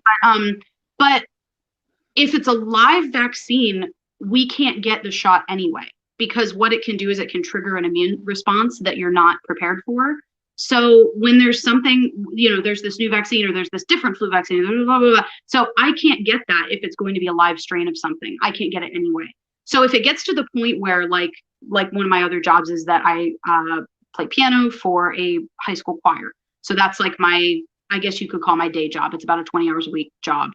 And to be in this school building, we have to wear masks start to finish, et cetera, et cetera. I know that they're going to push for everybody to get the vaccine. They will, of course they will. But I do have a doctor's note that's like, hey, if this turns out to be, I don't know how vaccines work enough to tell you if it's going to be a live vaccine or not. I don't know. But I have the paperwork that says that it's actually a risk for me to get the vaccine itself. So I could, in theory, take that to authority and say, hey, I got a free pass. Because it's not good. It's actually worse for me to take the vaccine than it is to just have it. No, and I want to point this out as sort of a note of caution because or of reassurance rather, I think for our audience who, I think shares a lot of our skepticism, that, one of my concerns, I took a test, I took a COVID test, but it was mailed to me. It was a prick test with instant results, not literally instant, but, like 15 minutes you wait, you make sure that the test strip shows, I had to do that for the orchestra gig, so I got one of those too. Yeah, well, you can't get those anymore. Like from what I understand, it's not the publicly available kind that now you have to mail in or you drive through and get your nose swabbed, things like that. And I'm concerned if I take the test that it's going to be on the record if I test positive or negative, and that's not going to be used against me medically. They say, oh, well, you got it, so now you have to have the vaccine before you can come into our store. But what I want to point out here is that as Allison found it relatively easy to get a doctor's note to say no, I can't take this. It's not. They're not like, and I like we cover the story, and this is we got to be the last question. We have another guest waiting, Allison, but Ticketmaster. Going back to the bigger impacts on the music industry. Ticketmaster is saying that at some point you might not be able to buy tickets. Now if you don't have the vaccine paperwork documentation to prove that you've had it. Now a lot of people might go, Adam, you're a libertarian, private property. Why the heck do we have this conglomeration of ticket sales under a single corporate umbrella? That's not a product of the market. That's corporatism. That's government. By definition of Mussolini, that's fascism. So in this sense, Ticketmaster could be seen as serving as an agency of enforcement of government. And it is a very scary possibility that you might not be allowed to go to certain venues or concerts or events or what have you if you don't have the vaccine. So Allison, your thoughts on that, and just to wrap it up, bigger impacts on the music industry or anything else you think our audience needs to know about that? Okay, so my thoughts on that are, fortunately, you don't get symphony orchestra tickets through Concertmaster. So that's more, or Ticketmaster. There we go. Yeah. That's more like for, rock, like, I don't know, Radiohead or whoever comes to town. Radiohead, are they even still? I don't know. It's for people who don't have a problem paying a convenience fee. Yeah, exactly. Like, I don't buy my tickets that way anyway. But I don't know. I make it sound like I know what I'm talking about. I haven't bought a single ticket through Ticketmaster except for one time in college. Yeah, here's what else. Oh, hey, Mary. Hey, guys, what's up? It's Viola in the background for that comment that popped up. Yeah, for those of you listening, don't be a statist on YouTube comments. Is that a cello in the background, or is she just happy to see it? Yeah, it's a viola. It's a viola. So, but it's a real viola. Gross, by the way. Anyway, so the last thoughts is this: if you are a fan of music and you want to see it continue, go to all of the concerts that you can. Stand up and speak out against these things that are like, well, you can only go to this concert if you have a mask, or if you have one thing that, okay, my brain's going like 6 different places. One thing that's really cool that's been happening is that musicians everywhere are saying, well, if I can't do this, or if I can't do this, and this virus protocol is wrecking our orchestra concerts, I don't want to play in a baseball stadium with 20 mile an hour winds just to have the concert be called off because it's physically impossible to play in these conditions, because the Symphony Arts Hall is closed down. I mean, it's gotten to that level. It really has. So support music any way you can. Get online, support the musicians who are trying to pivot and do something alternative to still give music to people. But when these things are lifted, because they have to be, right? Right? Like, surely we won't be wearing masks in concert halls forever, right? So when these things are lifted, I'm saying when, not if. I'm going to say when. Go to the concerts. Go to the concerts. Show the musicians that you are happy to be there. Show them that you support them. Show your enthusiasm. We will appreciate it so much. And hey, if you know a musician and you know that they're struggling during this time, just be like, hey man, I'm sorry for what you have to put up with. How can I help? You know, or whatever. Just show love to your symphony musicians, because we are frustrated right now. Well, the libertarian musicians are. So.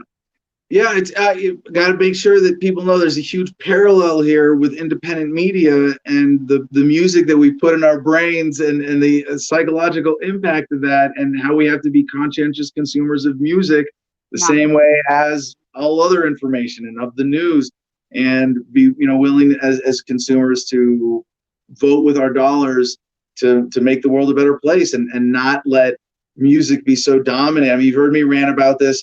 Not so much in the sphere of concert music, where the weight of the classics is a little heavier, but certainly in the realm of modern music, of messaging that's so perverted by intellectual property in the music industry to give us a message of going back to sleep and consumerism and whatever it takes. And Allison, thank you for sharing this. It's a beautiful, positive message, and I love the attitude that you've taken on with this. Is there anything else that you want to share for how people can connect with you? Gosh, I'm sure there's a lot more I could say, but you want to sign up for music classes in the Kansas City area? Yeah, come take lessons with me, man. That's what I want to say. If you're in Kansas City, seriously though, if you're in Kansas City, get in touch with me. I'm not going to force my viola lessons on you, but like, I can show you where to go to get to go see concerts where these restrictions will not be in place. I can hook you up with actual libertarian musicians who are in this circle fighting against this. We have a Liberty Orchestra we're trying to get started, which is going to be a really big thing. So, and then my last word is just, Adam, can I fangirl for 10 seconds? Okay. Under time. Can you just say, to our next guest? Can you just be like, Rachel Sampson, you're the best? Just say Rachel Sampson, you're the best. That's all I needed. Thanks, Adam. Thanks for having me on today. Appreciate it. Thank you, Allison. Bye. Appreciate it. Ladies and gentlemen, Allison Ross. All right, moving on. And thank you for waiting. Our next guest, Hannah Cox, wrote the article, Oregon Takes the Lead on Ending the War on Drugs for the Foundation for Economic Education. That's fee.org. And this is, we've been looking at this for a long time. Hannah, like, there's so, I'm not just an enthusiastic cannabis consumer for a lot of my own reasons, but as an enthusiastic libertarian looking at the bigger picture of justice, I'm so excited at what we're seeing.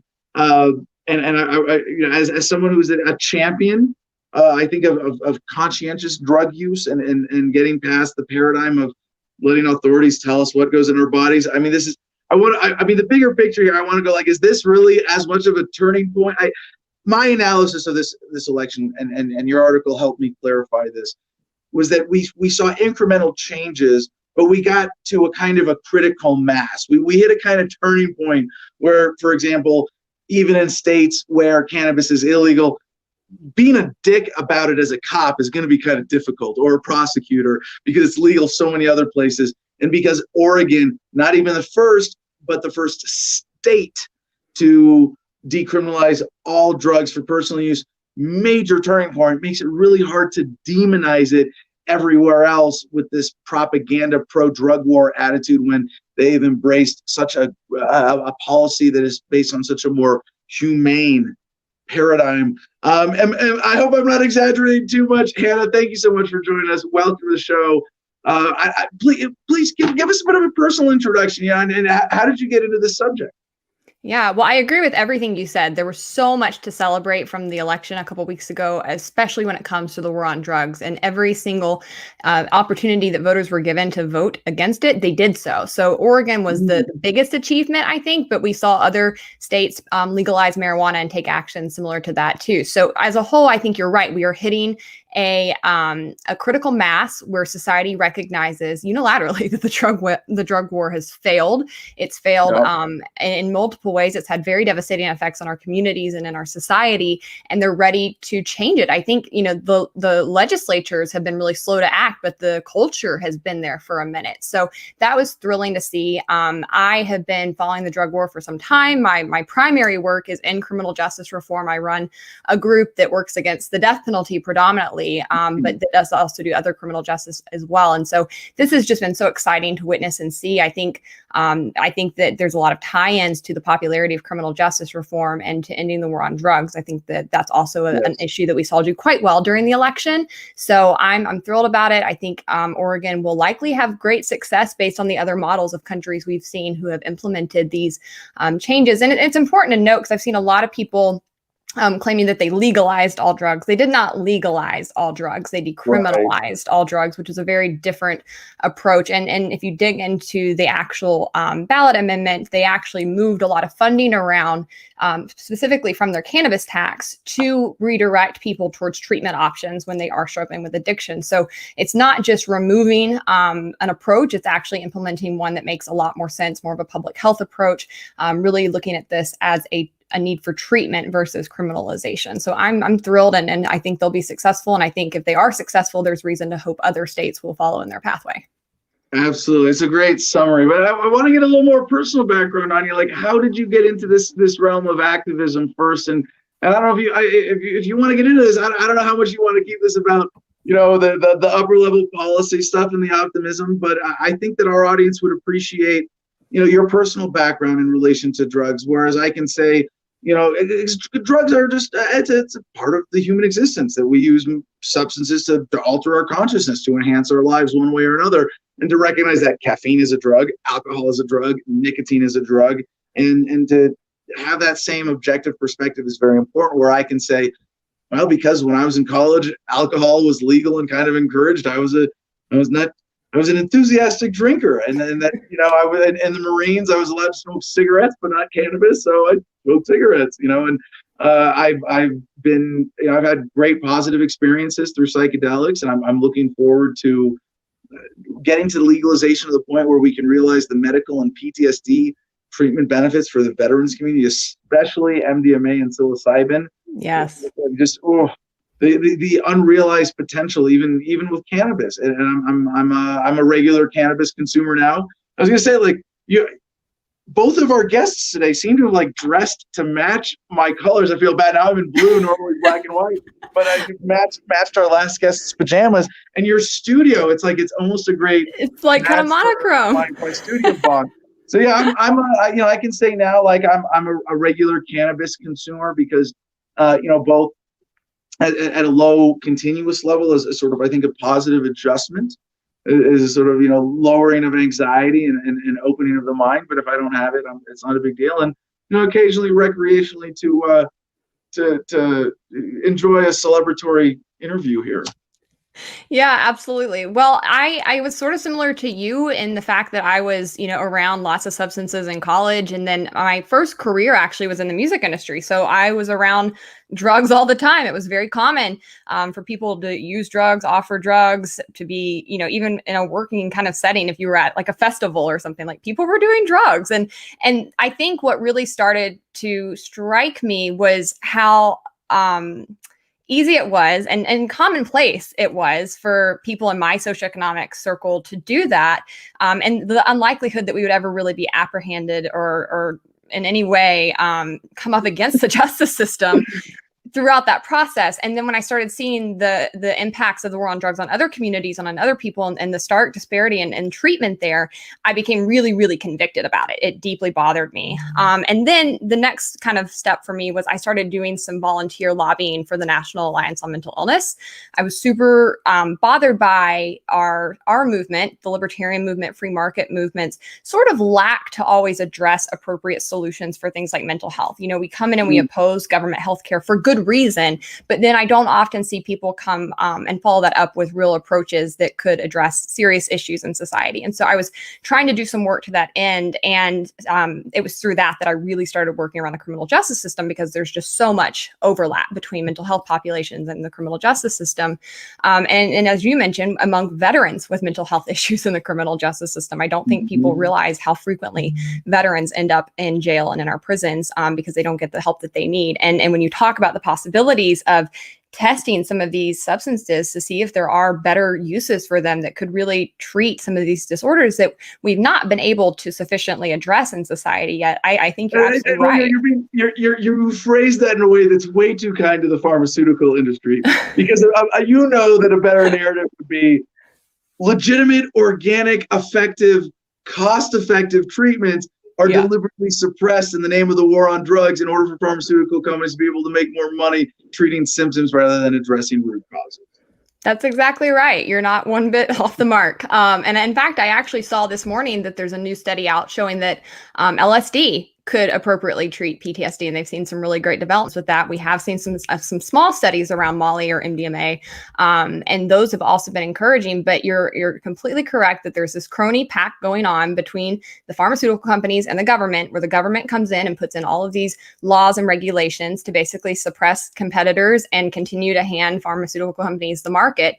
And they push products that hurt people and that ultimately don't tend to really address underlying causes or fully treat people, but instead get them hooked up on medicines that have side effects and that are costly and that don't ever go away.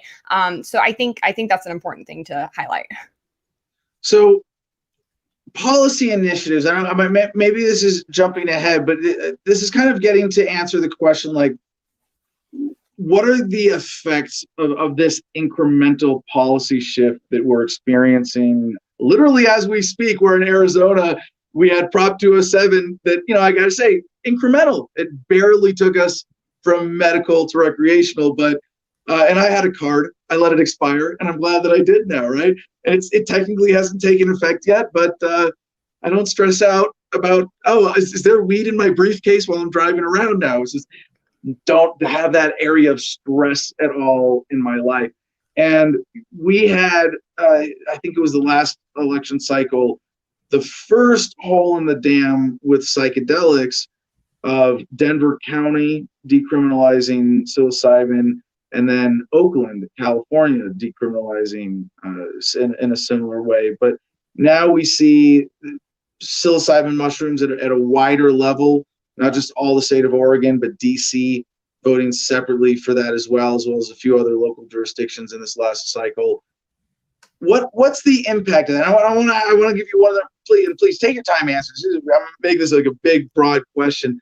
Like I've said about cannabis, it's not that for someone like me who is probably going to smoke it anyway, it's easier and I'm a little less stressed and I have a little less legal liability. By the way, I got to point out something you said about the racial aspect of this, to not dance around it at all. One of my favorite stand-ups, John Mulaney, said something in his last special, like, and now look how legal it is, and people go woo, and he goes, oh, don't woo if you're white. It was always legal for us. I did not do hard time for smoking a joint at a Rusted Root concert. And there is a real, like, this is, when you take an honest look at the drug war, it really is unavoidable to come to the recognition that this is a way that the powerful people take advantage of unpowerful people. And there's a huge racial component to this, as Black America and other disadvantaged minorities are hugely taken advantage of by the drug war, because it's the excuse, and it is a way that racism, if I smelled pot is an excuse to stop you, to search you, to frisk you, to stop and frisk you, to pull you over, or to turn a vehicle pull over stop into something more than a warning, hey, there's going to be a bias in the application of that.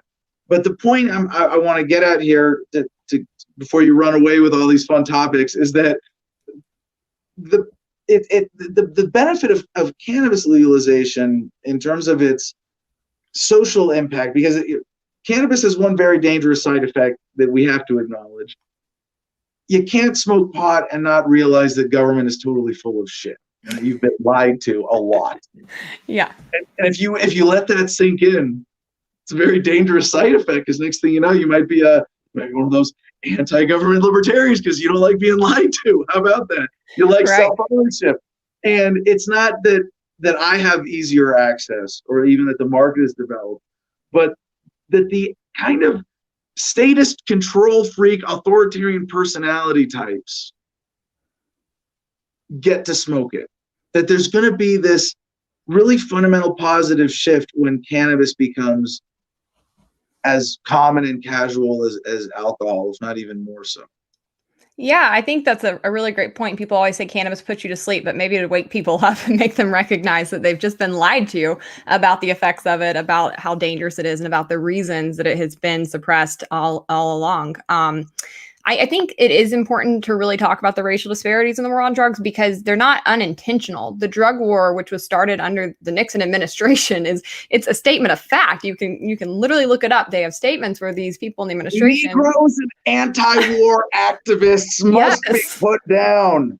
Yes. To politically correctly summarize that. That's exactly what they were saying. And so it was always meant to attack the Black community. There's no bones about it. And that's what it was for. And other dissidents, in particular, and was used against Black Panthers, who were both Black and activists. Mm-hmm. Yeah, and it gave them permission to break up their meetings, barge into their homes, put them under surveillance, demonize them in the media and in the news. So it's worked quite well, to be honest. If you look at the stats, I mean, I think Black people, last I looked, are like 3 times more likely to be arrested and jailed for using drugs, even though white people and Black people use drugs at the same rate. We see, I think Black men serve something like 13% longer sentences for drugs for the same offense. We see that Black homes and communities are far more likely to be raided with SWAT raids or with no-knock raids. It just goes on and on and on. So across the board, we've seen that this has been racially targeted. And yet, what's so surprising to me is that you have one party that's constantly talking about systemic racism, and their torchbearer doesn't even want to legalize marijuana. It just makes absolutely no sense.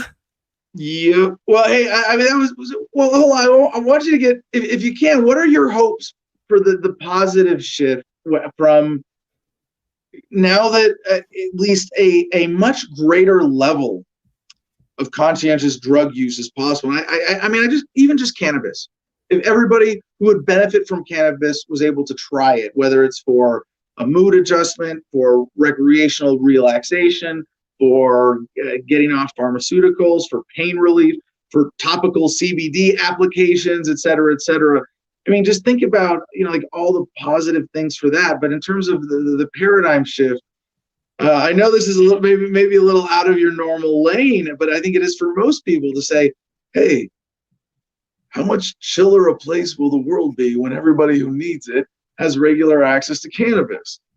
Yeah, I definitely would love to see more people using cannabis than alcohol. I think you'd see less domestic violence. I think you'd see less public fights. I think you'd see probably less drinking and driving accidents. There's all sorts of effects that you can imagine of how it would actually better society. I think other positives we can hope to see is that as people start to recognize the scheme of the war on drugs and the impact, I think it also opens them up to broader criminal justice reforms and really starting to question how much authority we give government in general. I think you're absolutely right that as people become more informed, you can't really get it and understand the problem on the war on drugs and then not start to take that further and apply it to other aspects of government and other policy issues. So I think that that advocacy could really start to make an impact, especially locally. Everybody always focuses so much on the federal elections, on the presidency. But really, when we look at the war on drugs and when we look at where change can be gained, it is in the states. And that is where we're seeing real progress occurring. So I hope that it energizes people, it motivates them. I think for many, you're right. They've always had access and they haven't really been punished or risked the same effects as other communities for using it. But I think there are still a lot of really good things that come people's way, even if you're someone who's been comfortably using. If you go to a store in LA and look at the kinds of options you have versus where I am in South Carolina, if I wanted to get cannabis, they're very different, right? Like, I don't like to smoke. I'm a terrible smoker. It's embarrassing. Like, I start coughing, my eyes water. I hate smoking. It's just, I'm so homeschooled. I don't know. I can't do it, but I would love an edible. Like if I'm in California, I love to go get an edible. I can break off a little But tiny only if you're in piece. California. If you're at home, you Right. hate edibles and would never consider doing them. No, never in South Carolina. Only when it's legal. No. I'm kidding. But I mean, those are real incentives to kind of motivate people, I think, to go and try to push to have it legalized, to have more options. And I think when you look at the impacts for the mental health community, they're really exciting. I think so many people struggle in our society with anxiety, with depression. The medicine options that we have for both of those things are just horrific. I myself have a generalized anxiety disorder. I've never taken medicine for it because I'm very concerned about the side effects that you have with these medicines, often which do include suicide and suicidal thoughts. And so I think there's a lot of people who have just had to kind of grin and bear it and muscle through with these really serious disorders that impact your life, they impact your productivity, they impact your relationships. And if they can have something like cannabis over the counter and have easy access to it, that could radically change people's lives. Yeah, I don't think it's possible. I mean, we can only sort of wax subjective about all these positive impacts, but you can't deny that even just coming as far as we have, and we are only really in terms of how much, what all other things being constant, what is an appropriate amount of cannabis for Americans to consume? And I'm not being silly like, oh, everybody, no, but everybody should consider it the way that every American today has a conscientious position on how much alcohol or nicotine or caffeine they consume. It should be the same way and the same conscientiousness and intellectual effort that goes into cannabis. And in that sense, we might only be 10 to 20% of the way there, that when cannabis is just not a big deal anymore, that you might see, I don't know, 4 or 5 times the amount of consumption. Obviously a very subjective estimate, but already just getting it to where it is, especially as I would tell you from the veterans community, and cannabis isn't a cure for PTSD, but it is very effective symptom management that may in itself lead to self-healing or talk therapy facilitation. But what we see possible for psilocybin and MDMA again in PTSD as more on the scale of a cure, we're talking about alleviating a perversive layer of human suffering from I want to say really it's the global human experience.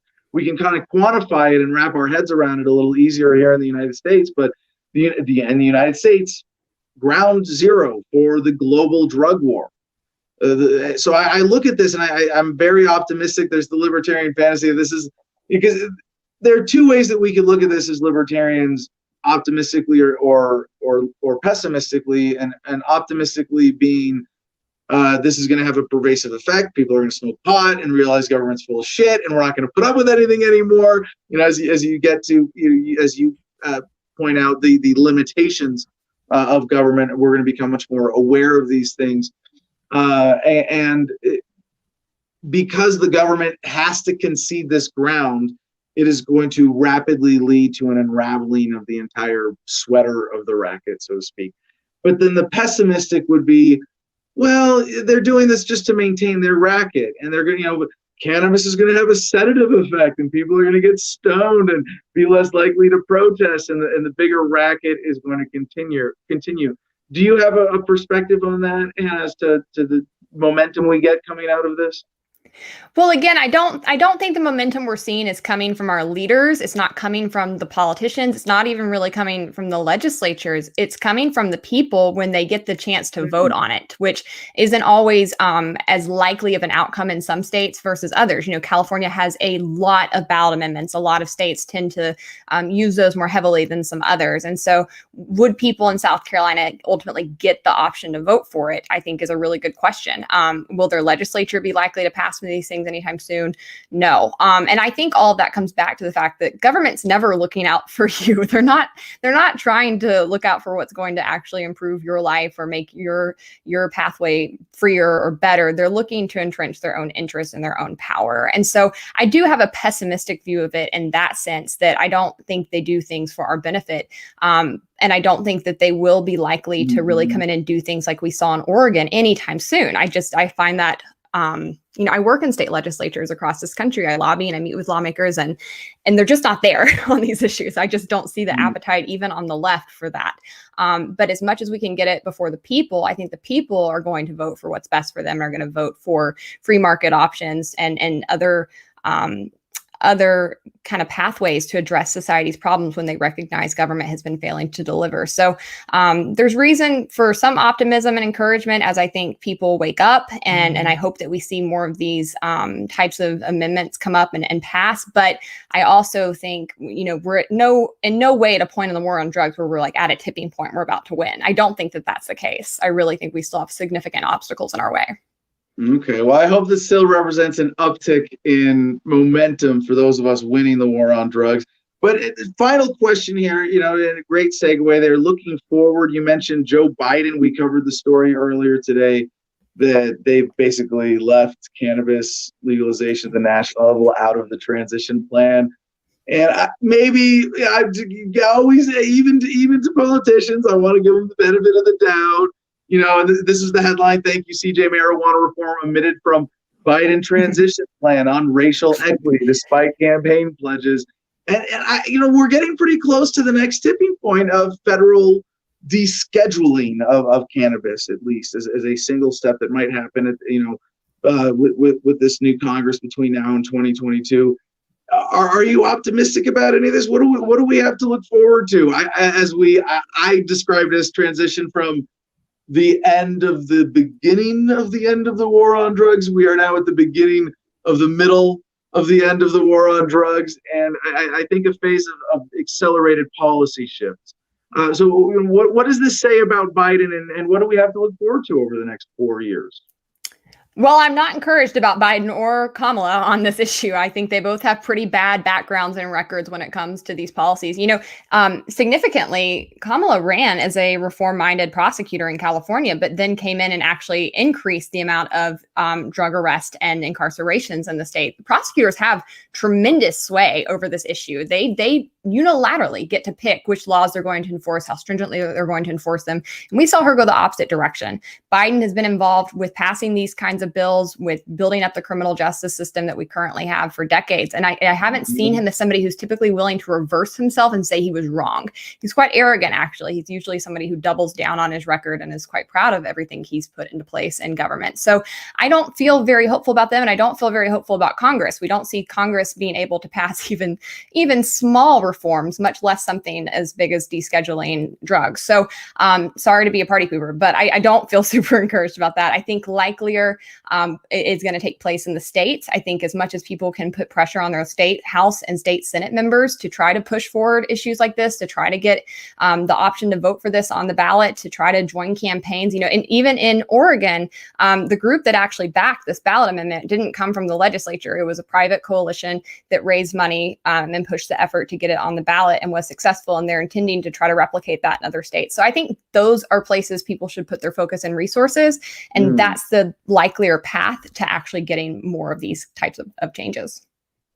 Well, I like that the pessimistic perspective or your conservative analysis here is still suggesting what I would describe as accelerated incremental change, and that in my optimism, I think in the next, in the next 4 years before the next presidential election, we are going to see a major positive effect from conscientious drug use that is now legally possible, and that there is going to be a significant positive impact on that. So I'd love nothing more to be wrong. So I hope you're right. I think we're on the same page, because I'm with you that I think as we see what is incremental policy change continuing just with greater certainty and momentum at this point, it's not going to get us to my dramatic libertarian fantasy tipping point in the next couple cycles. It's going to still take at least 4 years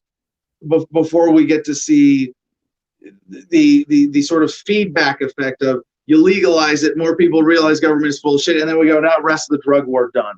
But that is on the horizon.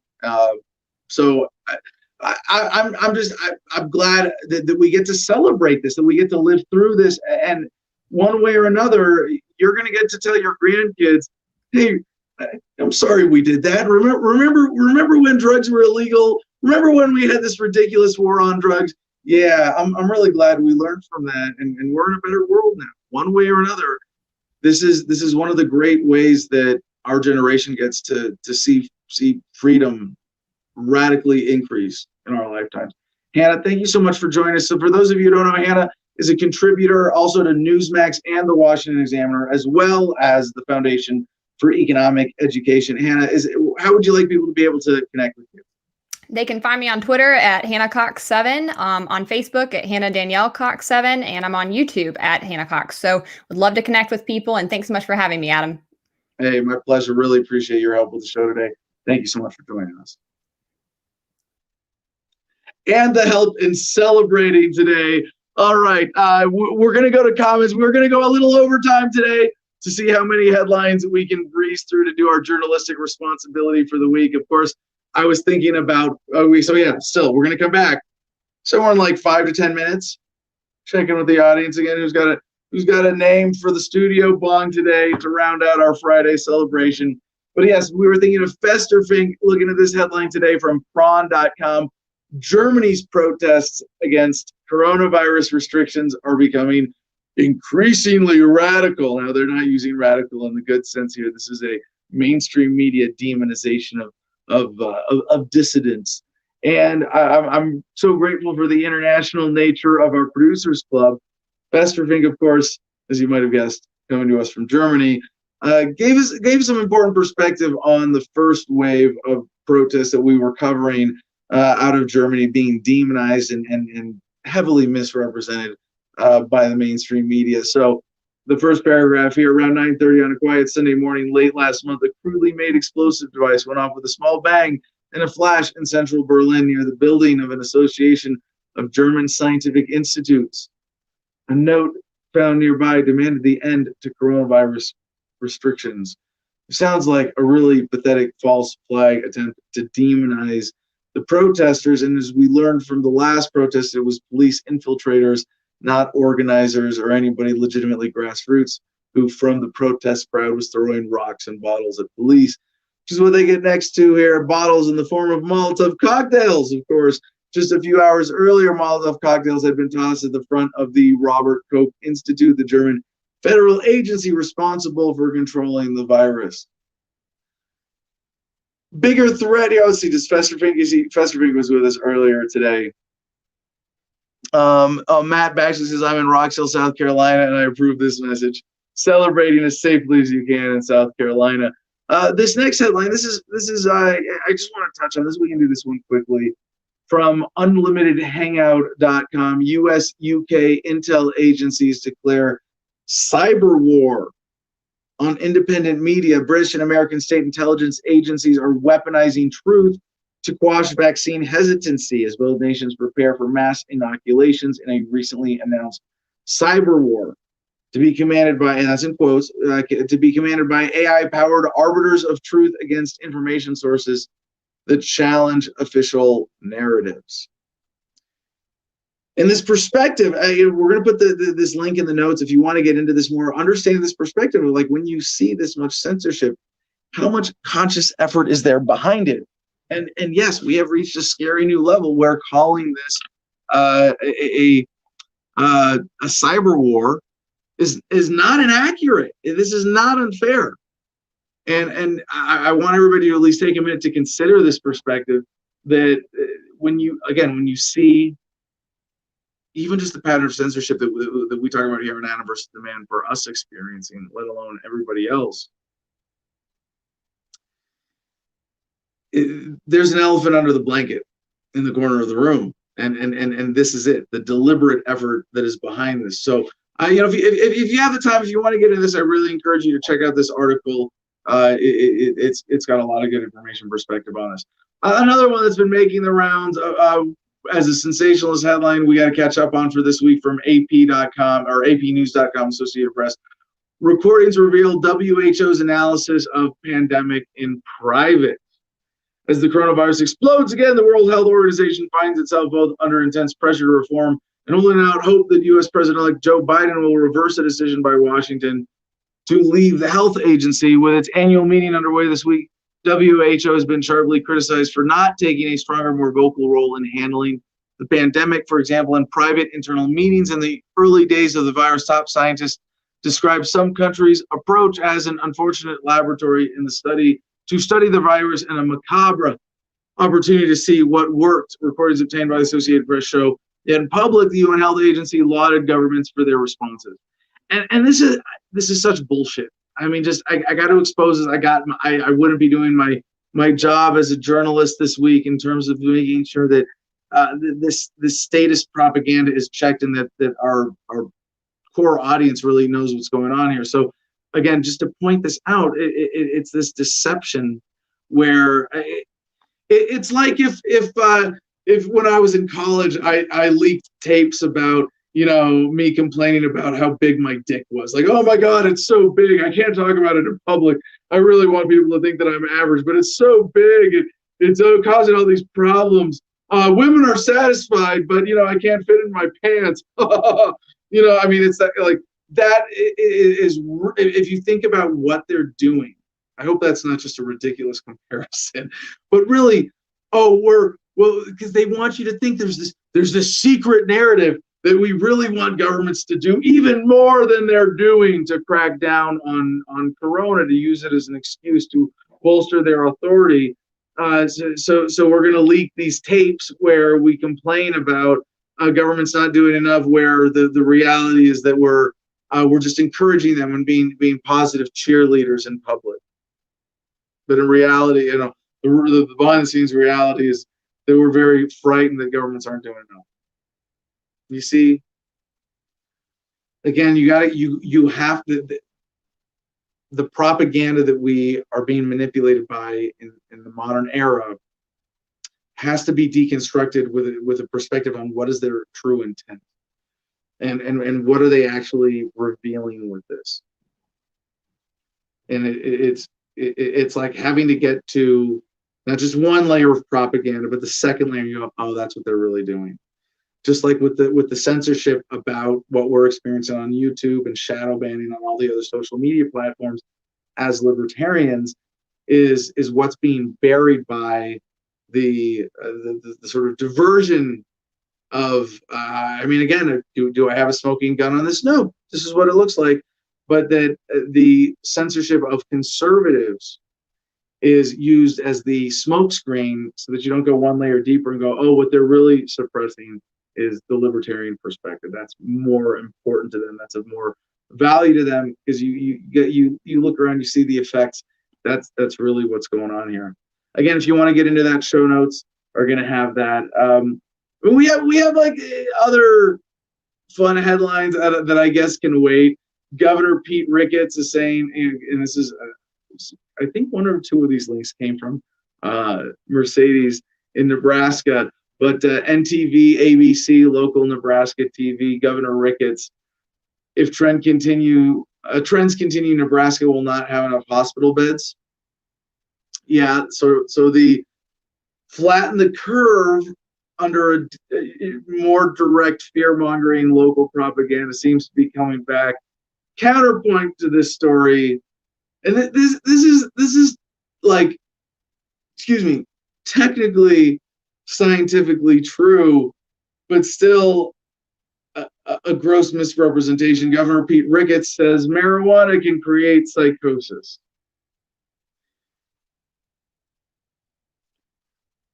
If used conscientiously, obviously cannabis has an overall effect that's going to reduce psychosis, but yes, you want to look at freak side effect cases and hypotheticals, fine. Peter Thiel is richer than ever as tech wins eclipse macro mess. One more data point in the narrative that we have to keep covering, unfortunately, that under Corona controls, the rich have gotten richer and richer and richer and richer. And a lot of this is happening in tech.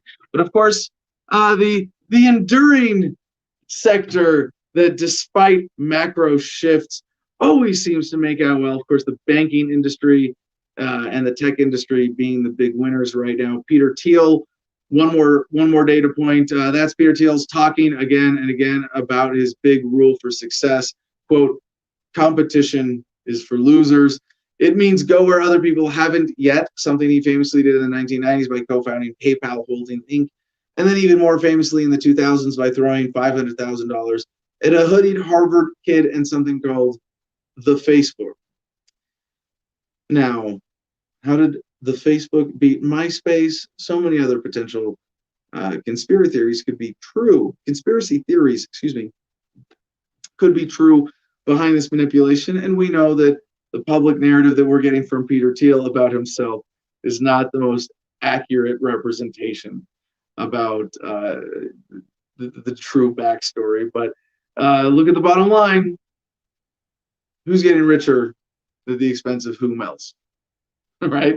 And I've been saying this, and I think I've been saying it in other words for many years, but now I think my talking point is the most refined in describing the purpose of government to make the super rich richer at the expense of everybody else. And current events around Corona and the flow of capital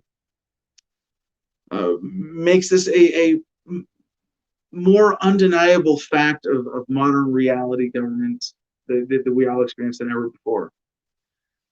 I want to go back to the get off the couch, get off the sidelines. How can you not be motivated when you see stuff like this? Next headline, similarly enraging, from usatoday.com.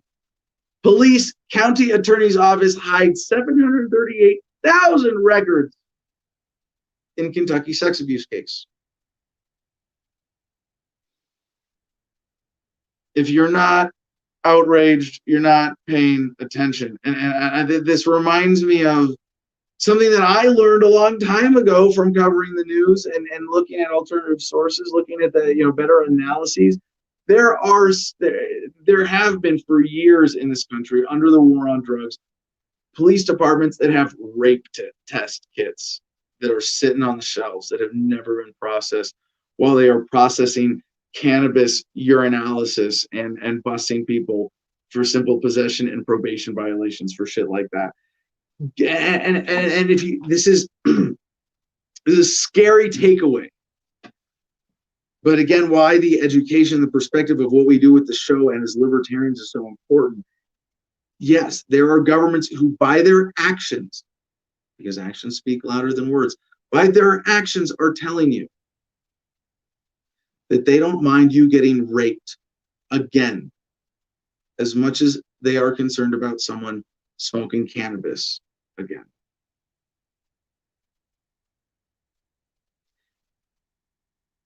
Why are there no good cops, perhaps? They're all protecting the system. They're all part of this. Yeah, there are some good, well-intentioned cops out there for sure. Few and far between, and fewer who are allowed to stay perhaps on local forces where they're not a threat to this racket. So anyway, to the story, Louisville Metro Police concealed at least 738,000 records documenting the sexual abuse of Explorer Scouts by two officers, then lied to keep the files from the public records show. The Louisville Courier-Journal, part of the USA Today network, last year requested all records on the sexual abuse of minors by two officers in the Explorer Scout program for young people interested in law enforcement careers. Police officials in the Jefferson County Attorney's Office said they couldn't comply and insisted all the records had been turned over to the FBI for its investigation. But that wasn't true, according to records the Courier-Journal recently obtained in the appeal of one of its open records case. In fact, the department still had at least 738,000 records, which the city allowed to be deleted. The records could shed light. Do I need to keep going? I don't think I do. When you're ready to accept this part of our reality, there's a lot of people, a lot of Americans. Why does it continue? A lot of Americans are in denial of this. That the fundamental nature of the American police state is criminal. And I don't mean what you see on paper alone. I mean the abuse of authority that happens behind the scenes to cover up what even under the current paradigm is actual criminal behavior. Because I say it's criminal to arrest somebody for a victimless crime. current paradigm says under the police state, that's okay. That's the premise of the drug war. The current paradigm says it's wrong to traffic children and conduct sexual abuse or to pardon it or defend it or be an accessory to it in any way. And if you take an honest look at what is the greatest source of that injustice, you have to account for that which is done and excused and made possible because of the police state. Our next story, similarly disturbing from The Hill, sent to us by Chris Cole in the producer's chat. That's Chris Cole, yes, victims of family law. Global child sex abuse network uncovered with ties to U.S. A tip earlier this year from the U.S. has led to the uncovering of a major child sex abuse network in Australia with ties to the United States, Canada, Asia, Europe, and New Zealand. We can take comfort from the fact that this is being addressed, that in some ways people within government are actually using their power to turn on others, because if that wasn't happening, this wouldn't be possible. It would keep being buried and buried and buried and buried. But there's more. We have to keep digging. According to the Associated Press, Australian authorities announced Wednesday that 16 men have been arrested in New South Wales, Queensland, and Western Australia in recent months on 828 charges of sexually abusing children and distributing child abuse material and bestiality. I'm going to stop. I can't. I don't want to. I don't need to. To dig into this, because I can accept it. I can accept it and say that I am doing everything I can with my life and the conscientious choices that I make to stop this. To say no, this is not okay. This is not acceptable to allow an institution that on such a wide scale empowers child abuse. When you're ready, I hope you'll do the same. CBS News, a couple other stories about, this one I think we're going to have to come back to. I'm just going to tease this, but let you all know that we're not ignoring the story. CBS News has this headline: kids have regressed due to COVID-19 restrictions, with some potty-trained kids going back to diapers, experts say. Yeah, we're gonna have to come back to that next week. You're just maybe cigars and sunsets tonight, 5 o'clock Mountain Time. So that's 4 o'clock Pacific. It's so early. That's how messed up daylight saving is. But there is a response to this. Unfair surveillance online exam software sparks global student revolt.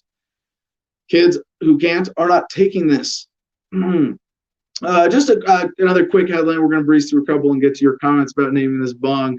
YouTube was down this week for an hour. Not ignoring that story, but I've been looking for more information on this, and we don't know much else. YouTube, of course, such a powerhouse in realizing the potential of the media, independent media in the era of the internet, and then bought by Google inevitably, and now Alphabet as the parent company. The headline we have from The Verge: YouTube went down around the world, but it's now fixed. And it was weird. A universal tech glitch at YouTube where it's down for an hour. I'm skeptical. I'm looking at this like a conspiracy theorist, really. Going, global outage of videos failing to load for an hour. I'm more inclined to believe that this is a test than a tech outage, just because there's so much money that so many people, that YouTube itself lost going down for an hour. There's a cost to this. And if it was a tech outage, we've seen regional tech outages before that would be more believable. But just, and even The Verge has it. YouTube has recovered from a seemingly worldwide outage that prevented videos from loading for roughly an hour. Yeah. Something else going on here. And we don't have the information yet to say anything more than that, unfortunately. From UPI.com, flying taxi takes off over Seoul, South Korea, in demonstration flight. Yeah.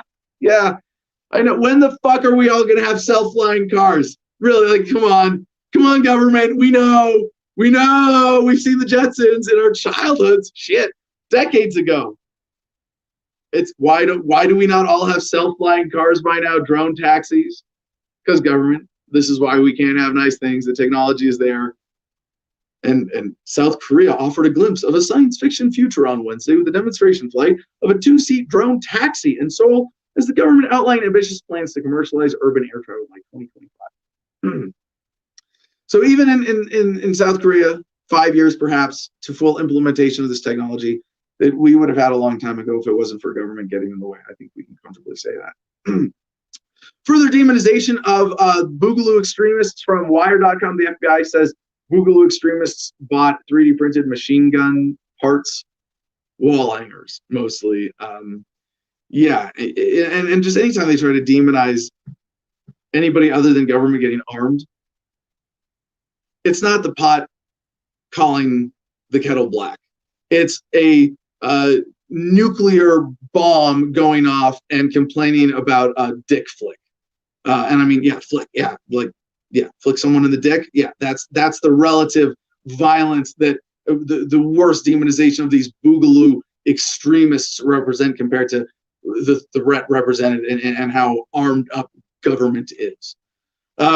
Just to make things more difficult for our producer today, we're going to go next to Pornhub.com, where the Region 8 Libertarian Party representational nominations and speeches for May of 2020 have been posted. And this is just, yeah, libertarians not afraid to talk about pornography. And there is nothing sexually deviant or even sexually related to this, except that Pornhub provides a cover where you don't have to worry about being censored for political views. And I believe that's all there is to this story. If there's more to this, maybe CJ wants to jump on or someone in the comments wants to let me know. But I just thought this is worth sharing to see that, yeah, very libertarian of us. Totally love it. Another just random social note headline we got to cover from EW.com. Entertainment. CBS pledges Survivor Big Brother casts will now be 50% people of color. Following criticism from past contestants, shows like Survivor Big Brother and Love Island will include at least 50% of people of color in their casts moving forward. And that's all we're going to get to for today. Thank you for joining us and staying overtime for 20 minutes. We are going to check in with the comments real quick before we sign off. I don't think there's anything critical in the good news. CJ, you want to throw up some comments? Any contest entries for today's name that bong name? Rippy Kaye, Rippy Kaye, mother. Can we say that? We're saying fuck now. We're on YouTube, right? Checking the box. Any Rippy Kaye, motherfucker? Yeah. This I like it. Fun, clever. Not the winner for the name. Don't be a statist. The Boogaloo Boys are only a myth to scare the Republicrats. No, that's not true. They are being mythologized. They're not being fabricated out of whole cloth as a myth.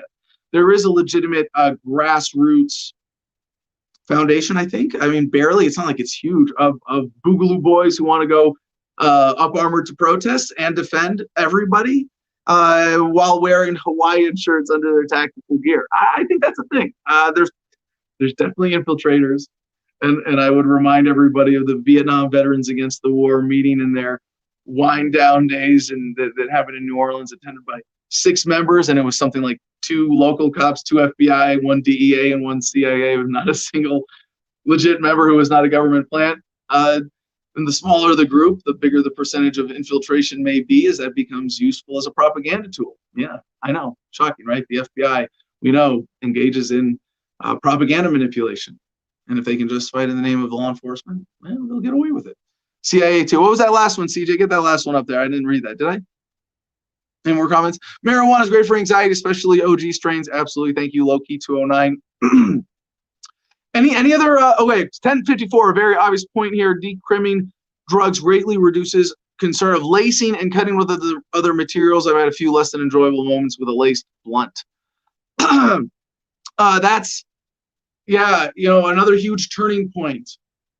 Thank you for pointing that out, that as a result of this incremental change, and a big thing that we got as a positive effect from the Silk Road as a thing. Thank you, Saint Ulbricht, Ross Ulbricht, and his mother, patron saint of activist mothers, Len Ulbricht, who we've interviewed for the show. If you don't know the Silk Road story, learn it. Learn the story of Ross Ulbricht. And I know I've had some weird experiences. I've had like headaches and weird side effects. I've definitely had coke that was cut, which is very common. It's easy to fake and just put baby powder or something, and ground up aspirin into coke. Yeah, it's getting past that nastiness. I don't know if this does it, but certainly for cannabis, and what's the greatest poisoning of drugs? Paraquat. Paraquat. If you don't know the story of Paraquat, go listen to the Joey Coco Diaz segment on that, on his story about drugs and his experience with Paraquat, or look it up. And it was something the government sprayed on cannabis. And this was like in the 80s or 70s or something. Oh man, it's disgusting. And it would fuck people up. It would really fuck people up. All right. Any other comments before we take a peek at the good news and say goodbye? Don't be a statist. Adam's lying. Don't listen to him. Yeah. Thank you, Mr. Statist. All right. All right. Here we go.